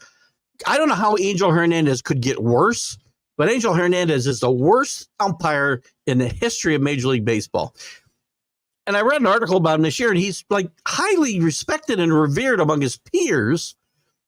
And he's absolutely atrocious. Watch the game he umpired the other night, and then it's escaping me. Let me see if it happens to be here. If it's still up here anywhere, it's probably not where I can grab it. No. It just, God awful. And this isn't new. He's been doing this stuff for years. He did it in the Yankee game last Sunday, I think it was. He let a guy step off the rubber and then to jump on quickly and quick pitch Glaber. And then he calls a ball a strike that wasn't a strike. And the other night, he had like 28 missed strikes both ways. He is just the worst thing that ever hit umpiring. One of the best catches in Red Sox history, Dwight Evans' catch. Never talked about it in that game. I don't know about ever. It's a great book, Scott, that I'm sure you've read. It's called Game 6. And I don't know who wrote it, but it's all about that game, basically. And it goes inning by inning, and then there's stories surrounding the players that were integral to that inning. And it's really an interesting book. And if you hadn't read it, you should. It's one of the best books I've read, baseball books I've ever read. I wasn't. Game 2, 1975 World Series. Isn't that the game where? No, I guess that was. But they were in Boston in early, right? Early and late. Then in Cincinnati in the middle of that series. That's not the game where Fisk threw the ball in the center field with the interference on Ed Armbrister. Game 2. I'm trying to remember. I think it was. I feel like it was. I don't know who pitched that game now. See, it's funny. I don't remember that game. And that's the thing with, Game 7 was a good game in that series, but you forget about all of it because of Game 6. Lots of liberal sports media hated Nolan. Most boys envy men until they die. Well, Nolan being a Texas boy, I know why CA sticks up for him. And I don't know if this was a liberal sports media thing or not. But, Nolan was a man's man and he didn't take any crap. And one of the best clips ever will be a freaking 40-plus-year-old Nolan Ryan beating Robin Ventura, who I had a lot of respect for. Why he thought it was a good idea to go to the mound that night, I have no idea. 24-year-old maybe. Robin Ventura got the snot knocked out of him by Nolan Ryan. Plus 110 for a hole-in-one? That's not good odds for me. Whatever happened to cotton uniforms? Well, better than a flannel. Cotton was okay. The flannel uniforms made guys look sloppy, too. I see getting away from flannel to double knit. I don't know what this stuff is they're wearing now. It looks like that, I got T-shirts made out of sports wick or dry wick, whatever they call the thing.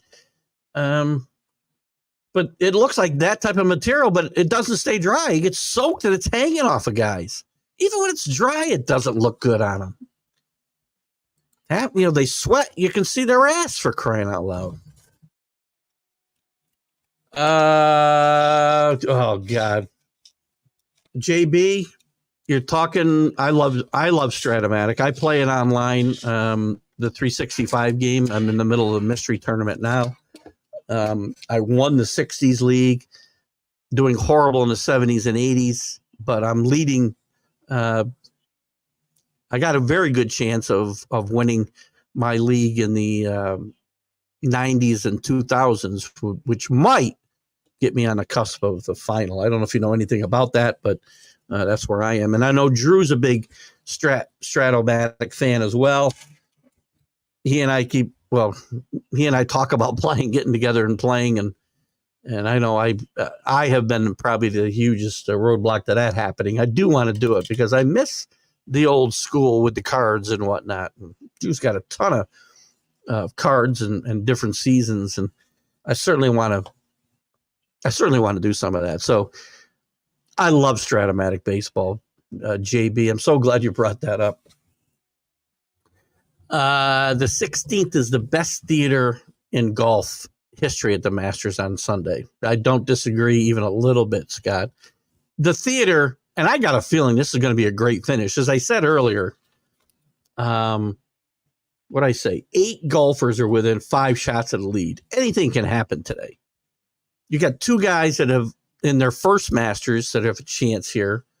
You got some other guys and who've only played a couple of Masters, and you've got Scotty Scheffler going for 2 out of 3. You've got Chambeau trying to win his first and rebound. He's his own worst enemy, but he's playing. He looks like he's playing better golf these days than he has for a while. Remember when he came back from COVID? It had to be steroids, man. He looked like the Incredible Hulk. And I think his approach, I think he's matured a bit. I didn't like his standoffish attitude before. I think he's done a great job. Okay, Paul. Paul's still here and leaving. We're addictive. It's hard to get away. It's like a car crash. It's hard to, you want to drive away, but you can't. Look at the color of the greens, almost brown and very shiny. Plus, they're very firm. I think they've gotten firm for sure, Kenny, because we've had no rain, and they had a lot of wind, and now sun, and we know what's going to happen. I didn't notice them being, and maybe, I don't know, maybe it's the TV. Did you see I watched a thing, I think it was on YouTube. There was a guy who actually was funny. He hit his face, so I don't know. I guess the Masters are like the Skull and Bones group. But this guy hit his face. He was talking about some of the secrets to the Masters golf course. And I read, Kenny, that they've got this whole underground air system that they use to dry out fairways and dry out greens and do certain things to keep things green and whatever. I didn't notice the greens, and I probably haven't looked close enough. Kenny, I've watched a lot of it on my computer because my wife was watching other things, so I've had a lot on my computer. Some I've watched down here in my office, but so I think they are very, very firm, and it's going to be.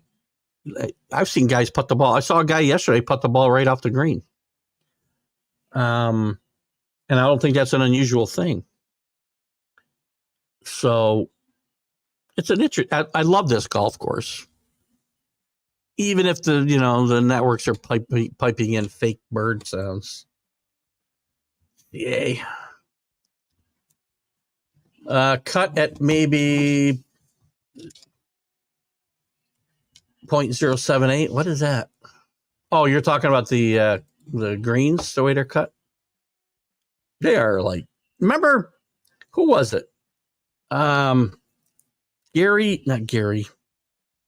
Ah, crap. Who's the number one announcer for McCord? Gary McCord. He got the Masters made CBS drop him from Masters coverage because he said the greens look like they've been done with bikini wax, I believe, if I remember right. Oh, sorry about that. I get a little ahead of myself. Hey, these two words, complete game, what do those mean? Yeah. Exactly. All right, Drew, have a great day. Thanks for sticking around. 3 hours. That's a lot of Keith. More baseball to come for sure. We're going to move on here soon. Grady Little had a bet on the Yankees, and he used Pete Rose's bookie. LOL. There's no way I take my pitcher out in a tight situation. Today you do. Because that's not his job. Sooners are in trouble to get him out, unless he's your ace. And even in the seventh inning, they probably pulled Derek Cole in that situation. But you pay these guys to get out of those situations.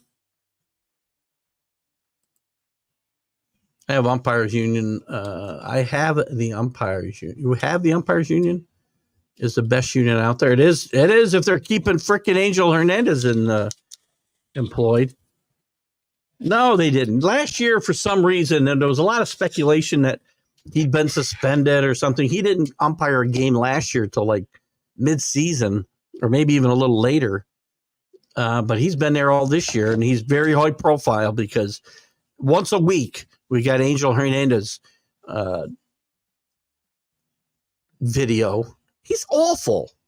The guy isn't even close to being good. Now, why these umpires? Again, I'm not even talking about the union necessarily, or maybe because they just stick up for each other, but they all speak very highly of this guy. Yeah, it is a great, great book. Game 6. If you don't need to be a Red Sox fan, because I am the furthest thing from a Red Sox fan. But if you're a baseball fan, what a great read. In fact, I've reread it a couple of times now, and it's just a great book. Game 2, 75 World Series, Bill Lee against Jack Bellingham. Bill Lee went 8 innings. I do remember the game a bit. It's funny, though. You get a classic game like Game 6, and you kind of forget about others. And I told you, two of my favorite games are Game 6 in this series, Game 163 and 1978, which I'm sure is not one of your favorites, Scott or Paul. I know, Paul, you're gone. But right up there, number 3. And it's not because the game was so great, but Game 2 of the 1978 World Series is probably in my top 3 because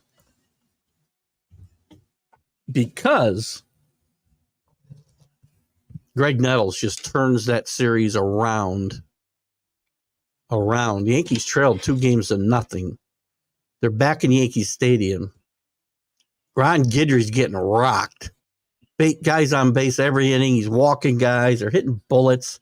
Greg Nettles saves about 5 runs in that game, early in that game. And Guidry gutted out a complete game, I want to say. But Greg Nettles just probably saved the World Series for the Yankees in 1978. And it's a forgotten game amongst a lot of people. Said JV, fire that kid Stanza. He probably kept coming to work. Sub air, yeah. I don't know why it's got to be such a secret. This guy seriously, Kenny was in a silhouette because he wouldn't show his face.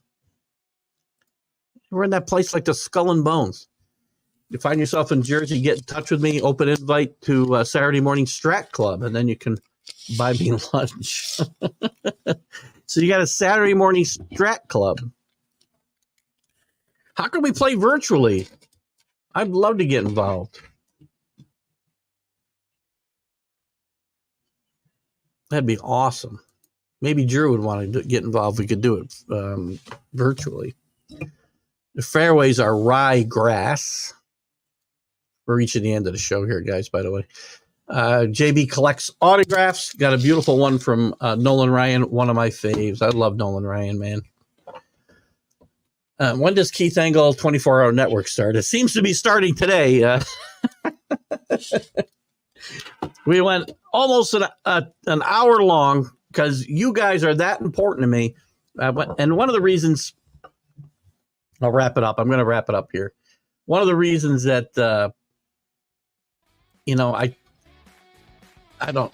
I love having Jim on, and I want him Jim on, and he'll be on as much as he can be on during the Stanley Cups. But we get wrapped up in hockey, and I lose a half an hour of this. I love this interaction with you guys. So we went for you 20. For you viewers, we just went from quadrupled our viewers in the last 20 minutes. I can't do this show from 11 to 11:30. I can now. I could go longer. I could go shorter. So it's up to me. But during football season, I got to be out of here by 11. I can't go to 11:30. So you guys who are latecomers, please tune in at 8:30. Put it on your phone. Just walk around the house. Contribute. Comment. I love these guys. Will tell you, there's no comment I will not put it. Well, Kenny, I didn't want you to disparage hockey for Jim Biringer, but I know everything. It's like the Skull and Bones, right? It's past his bedtime. Say goodnight, everybody. I love Scott Colby. Great guy. And Scott, we'll get you out to talk to you sports sometime too, I promise. So anyway, guys, you've been tremendous today. I'll replay this show. It's not going to be able to replay tonight at midnight. We'll have to replay something else because it's too long on Roku, but we'll play something else, and we'll replay this one tomorrow. Been a great show. Thanks to Jim Biringer for coming on. Thank you for your comments, guys. I'll be on Wednesday with the College Sports Huddle. We'll talk more as the weeks go on about a little sabbatical there for a few weeks, see how things go attendance-wise. And then Friday, we'll have no one-on-one with Keith Engle, but every week after that, new interview coming up in the weeks to come, starting April 26th. Tim Hurley, Buddy Biancalana, Brian Holloway, Randy Lurch, and many, many more to come. Friday, we're back with the regular MLB update, and then, of course, this show, the Sunday Stream of Consciousness. You guys have a great day, guys. It's been a beautiful day. Have a great one, guys. Bye-bye.